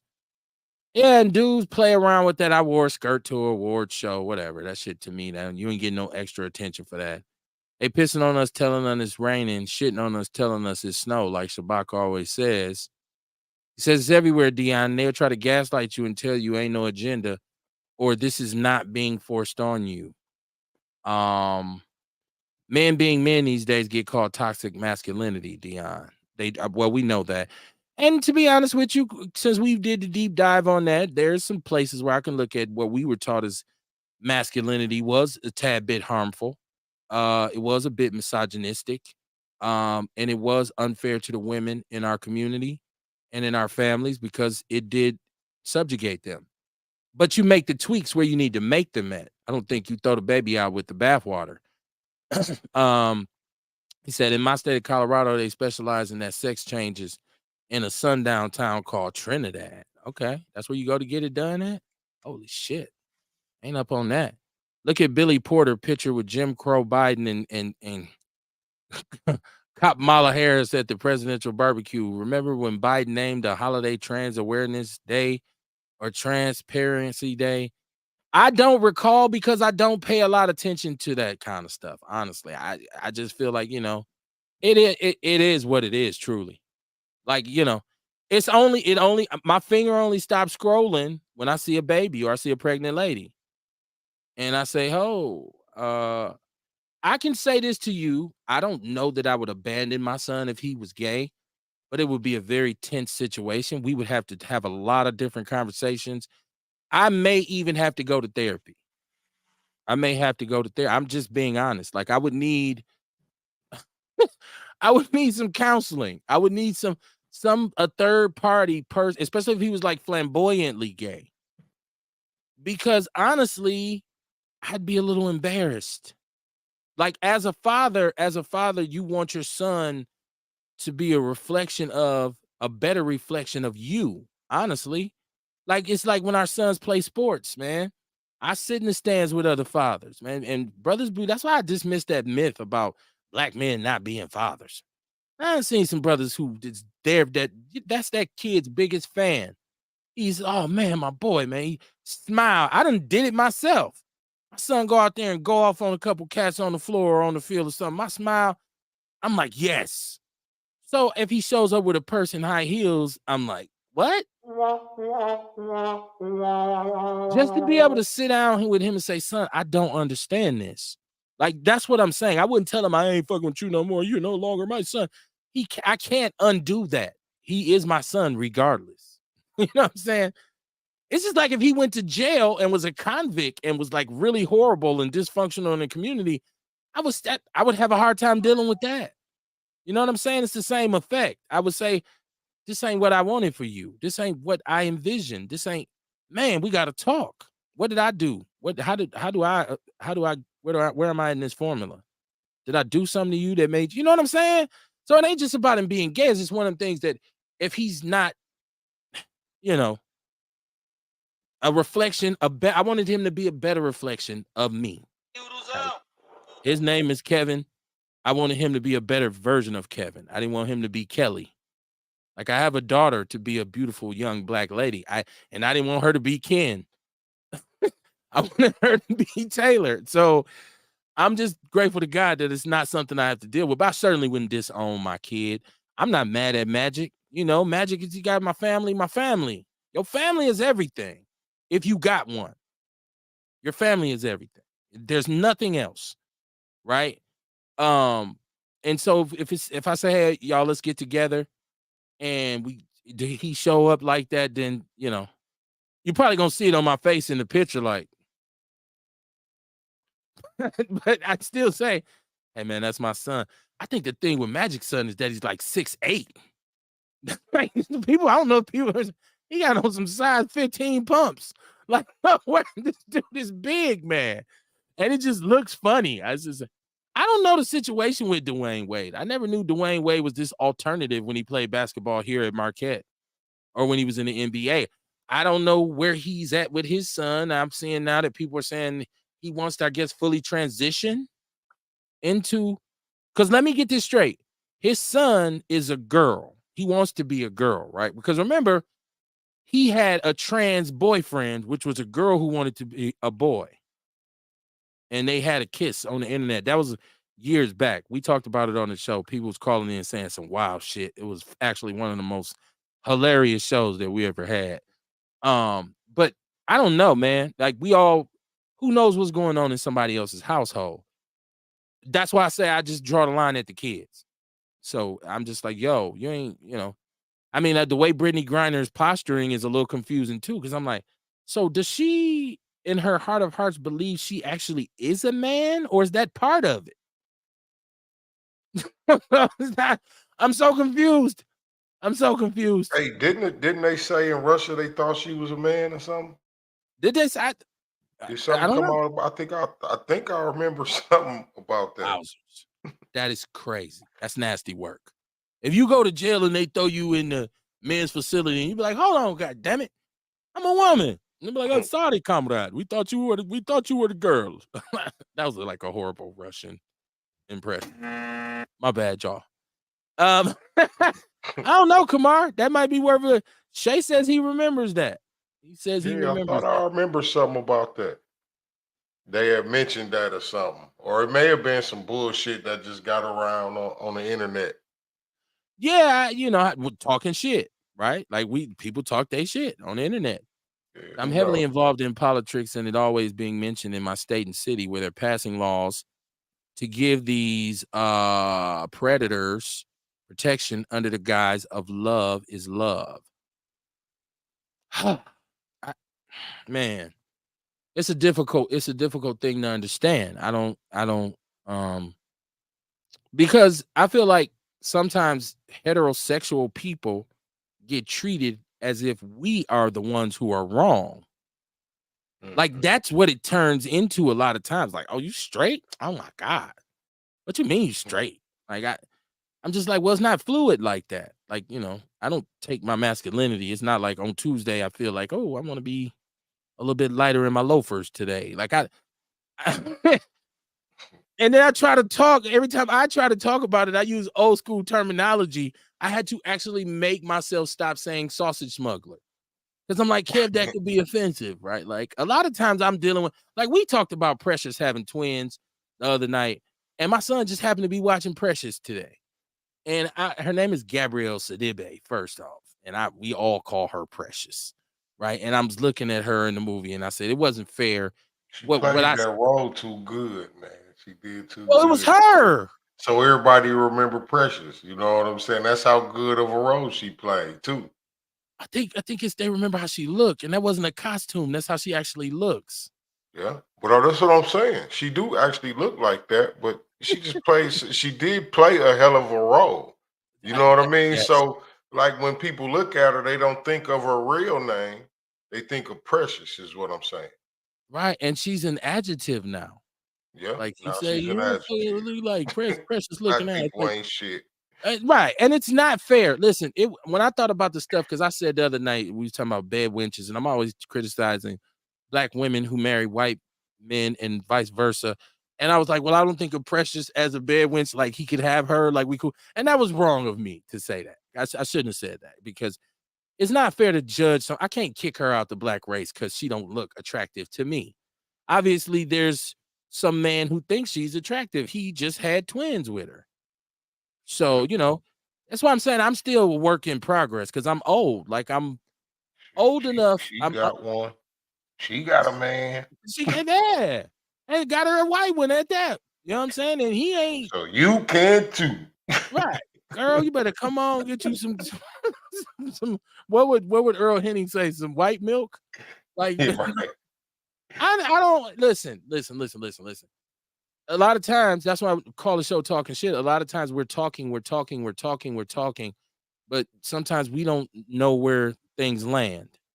Right. So if there's a sister out there who doesn't necessarily fit what I think is attractive and she's listening, she might feel a certain way. Like she's like, well, I was supporting the show and I was rocking with them, and then they start talking about Precious and people tell me I look like Precious. So it might hurt her feelings. And then I compounded by getting at the end of the show saying, if I offended you, you can kiss my ass or something like that. And then it's just like, man, it's just shit just don't stop. So, y'all pray for me. Jeez. What an asshole. It's all good, man. It's all good. Like, Win for losing. I'm just strong enough to admit mine. I don't hide mine. Like other people hide in front. I usually just be off top. Like, well, I'm a little bit of a jerk sometimes. Like some people won't admit that shit. They think they divine every day, every minute of the day. Sometimes I'm an asshole. Sometimes I'm an asshole on purpose. Dig that. Like I'm finna go in here and fuck this motherfucker, man. I'm on some shit today. So that's just me, man. We got Juneteenth Day coming up though. We'll be on Monday, so we'll be a few days away from Juneteenth Day.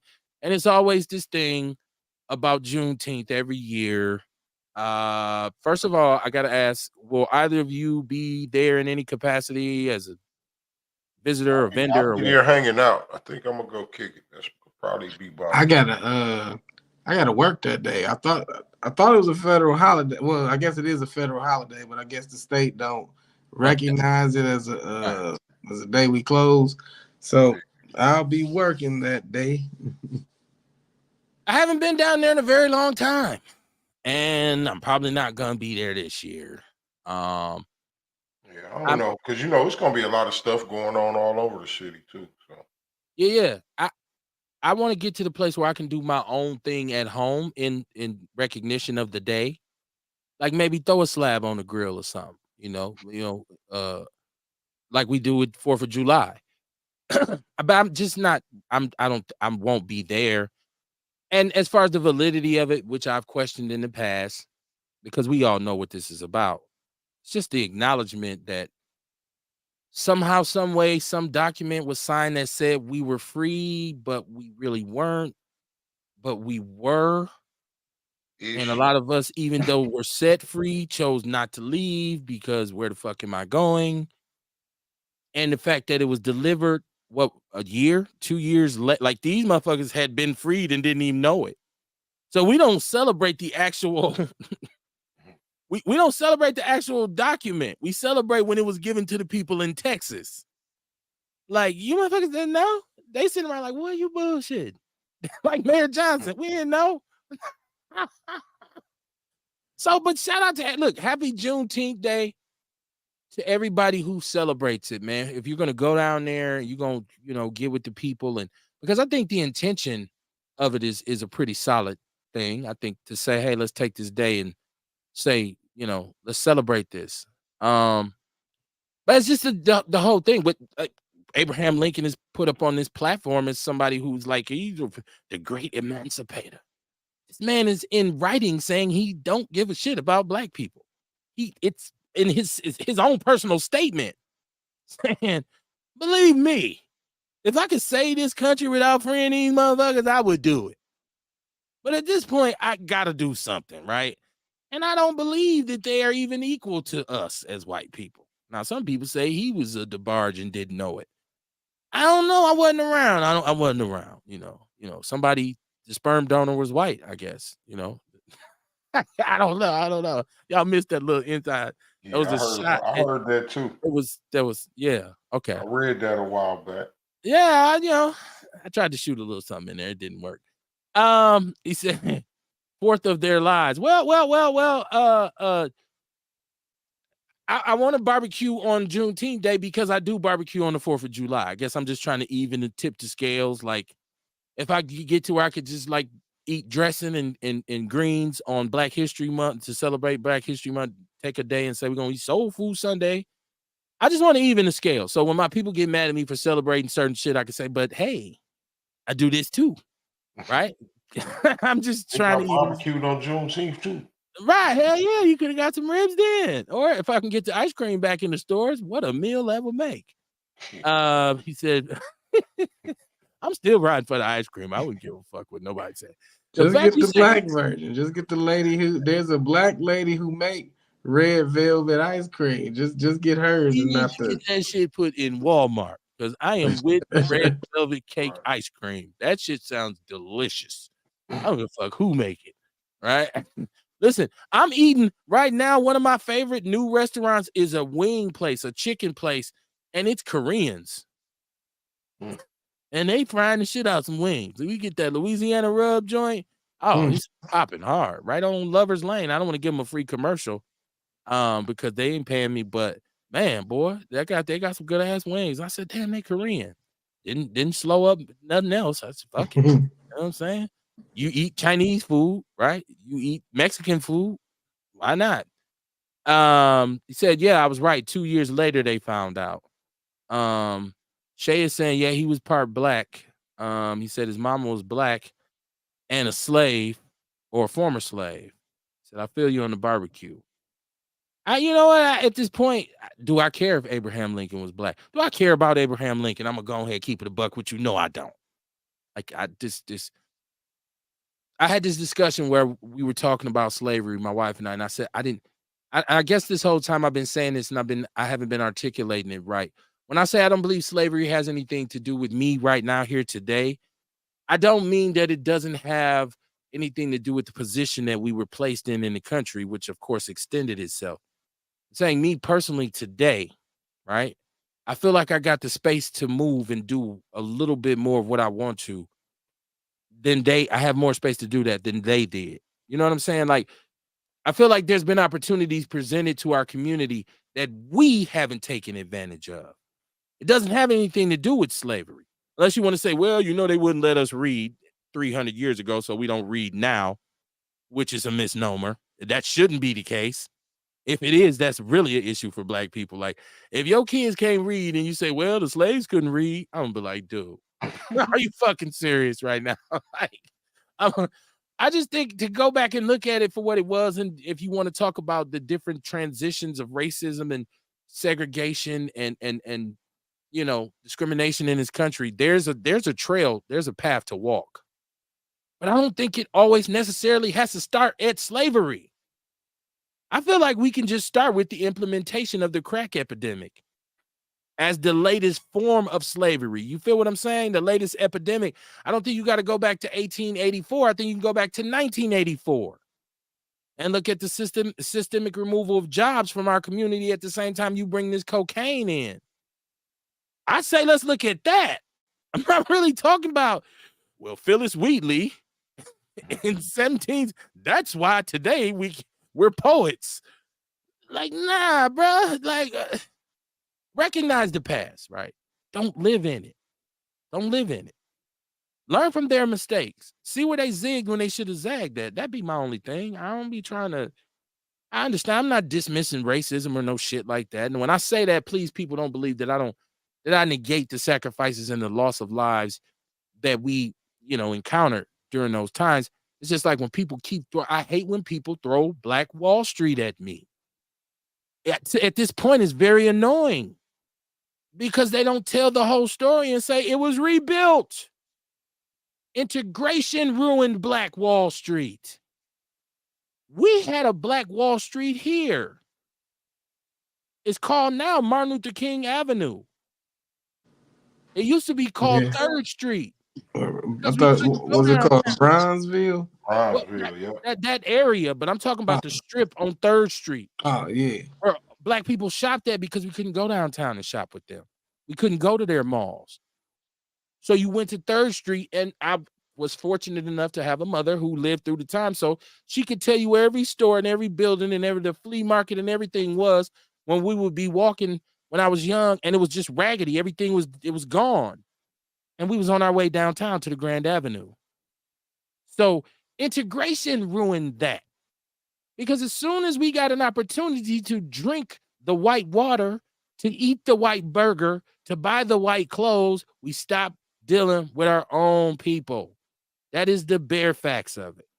It was a tragedy what happened with Black Wall Street when they came and destroyed it. Yes, that was fucking horrible. It's a tragedy when they overran black towns, Rosewood, and all these different places. Fuck yeah. All that shit justifies why we should be receiving reparations in the first place. But in terms of that, listen, you have an opportunity right now to create a new Black Wall Street, because all we got to do is support us. How many of us is doing that? Don't worry, I'll wait. We got a lot of black business people here. And a lot of us consciously, including myself, sometimes bypass them to do business with Mr. Charlie. That's us doing it. Shame on you. Shame on me. Yeah, listen, man.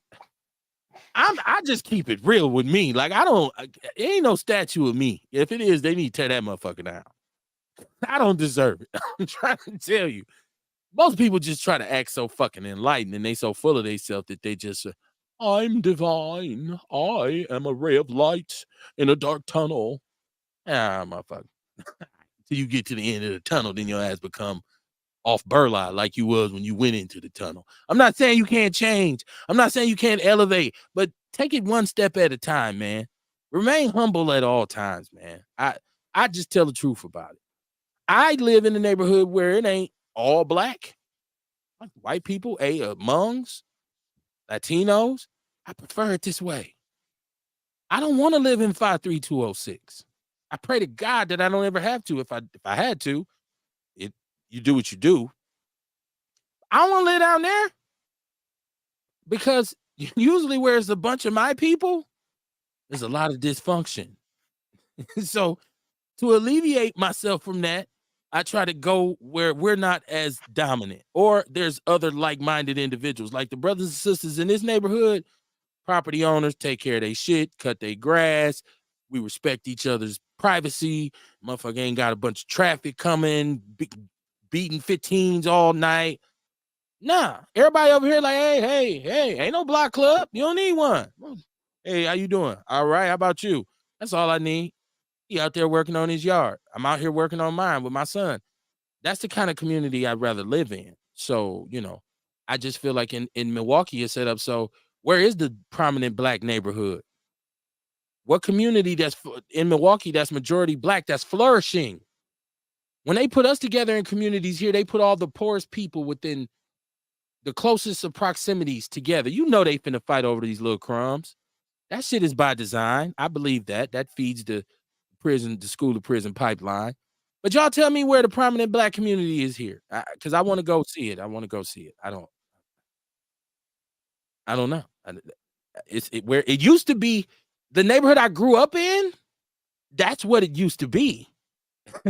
A bunch of proud black homeowners who worked their ass off, right? And our streets were safe, real. We could go to Lincoln Park and climb trees all day and ride our bikes to the lake and go up to different playgrounds. It was safe, right? We used to walk. It used to be nighttime. We still be out playing fucking hide and go seek.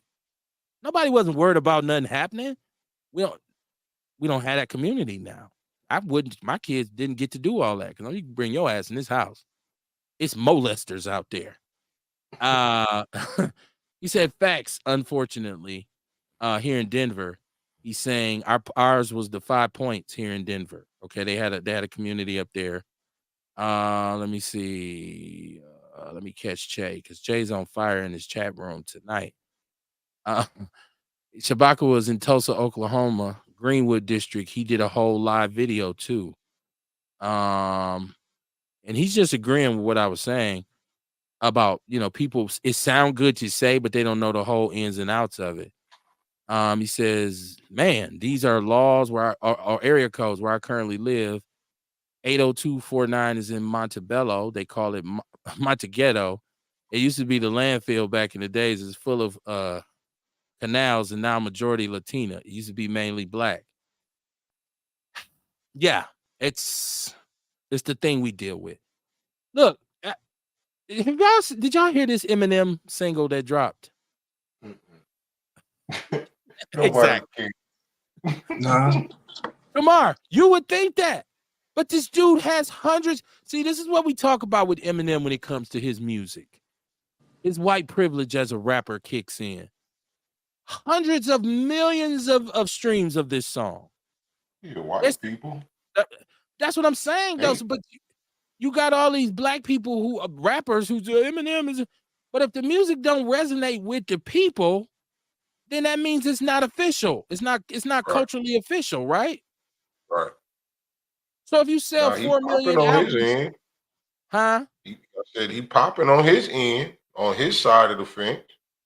You know what I mean? But I don't think that's why I don't feel like he could be in the conversation when we talk about our best MCs.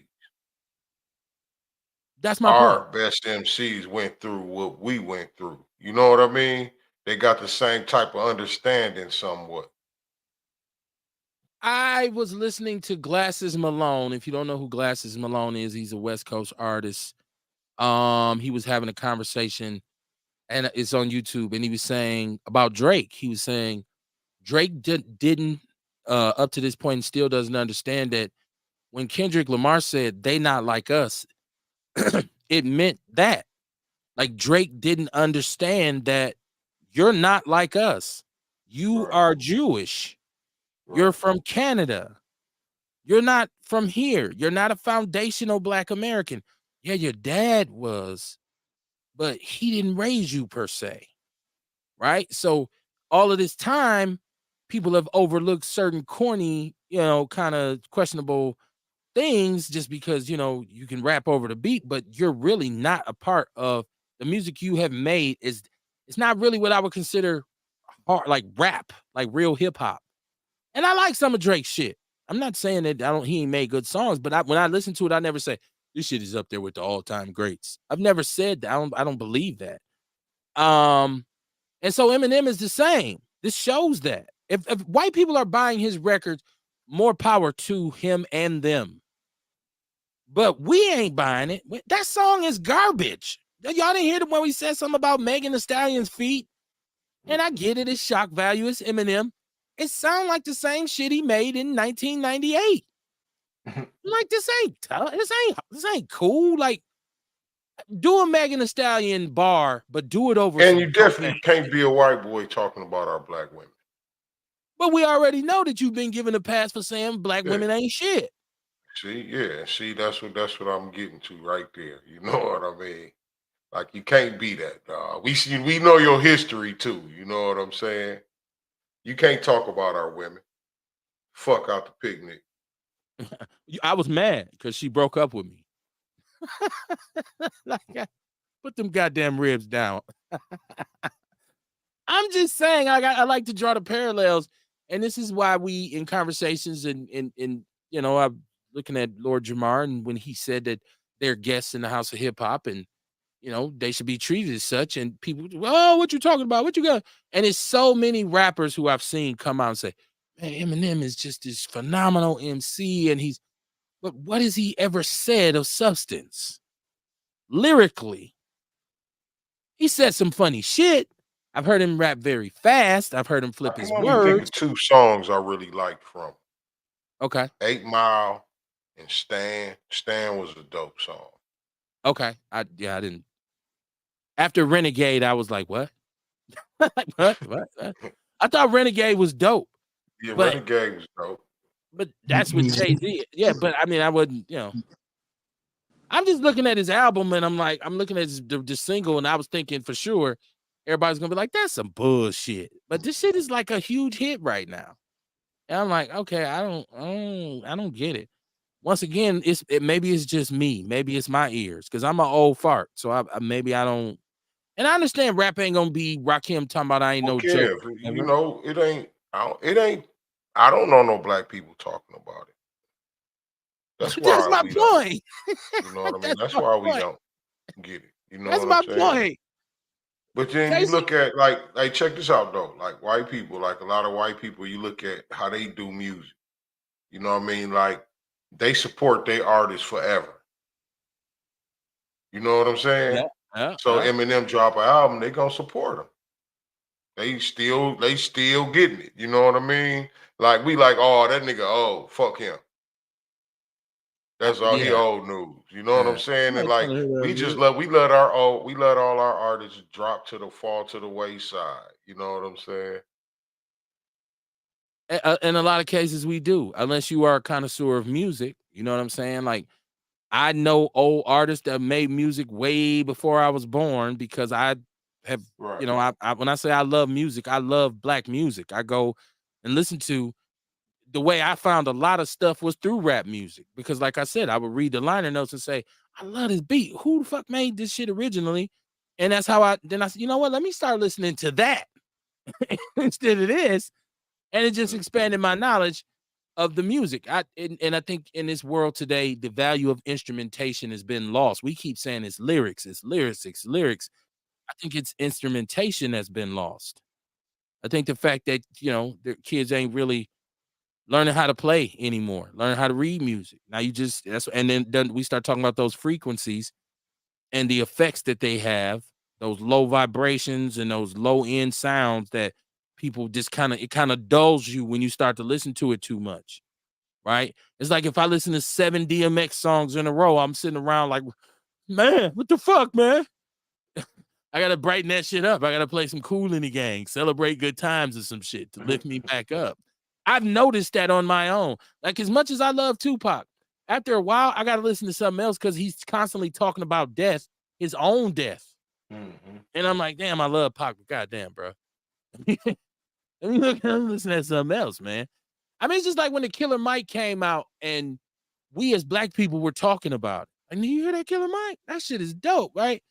Nobody called me and said, Kev, you got to check this Eminem out.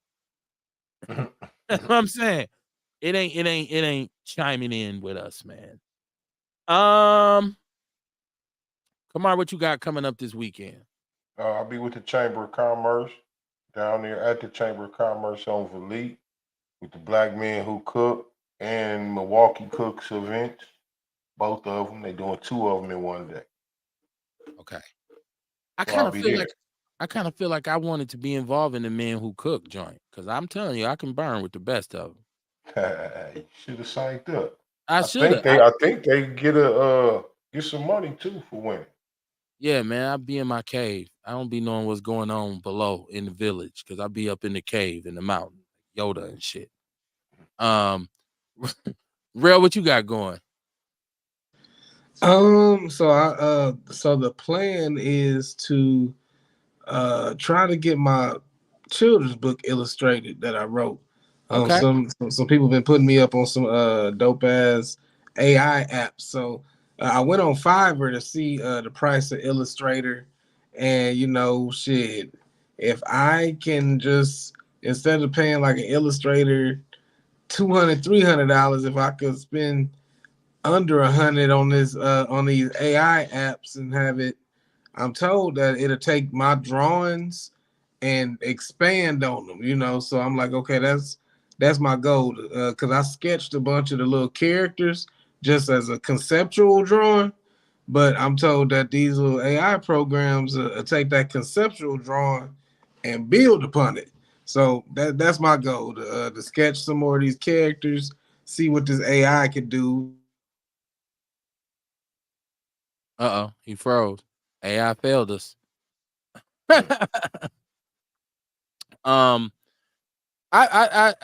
been hearing people, in particular at my job, say mental health break, mental health break, mental health break. And I decided that this weekend I was going to take me one. So I just took some time just to chill. Like I don't want to get up in the morning and have to go nowhere. I won't have to do nothing. I just want to chill. So this weekend I'm going to be doing this whole weekend, starting tomorrow. a mental health break, because a lot of times when you working with people and you're working in the community, it's very mentally taxing. You don't you don't think about the fact that you're processing. You don't think about the fact that you're hearing people's stories. You're seeing conditions. All of that stuff running through your brain can become kind of tiresome.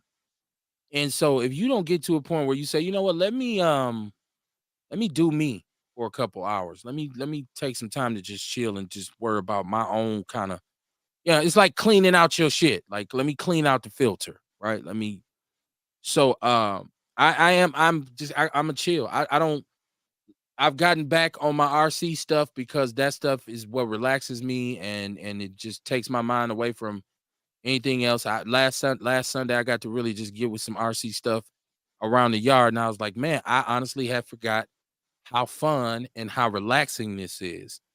So I was gonna tell Rel that I need to get with him this weekend because I wanted to do some stuff, but I'll call him anyways and tell him. But I want to say that to anybody out there, like, no matter what you're doing, please take some time to take a deep breath and say, okay, let me check my temperature. Let me clean out my filter. Let me empty this backpack, because it can become overwhelming. Like, you wonder sometimes why you see somebody who's in the public spotlight and they're leading, or they're whatever they're doing, they're entertaining, they're informing, and all of a sudden they just start acting really fucking weird. And you say, what's wrong with this motherfucker? He done lost his mind.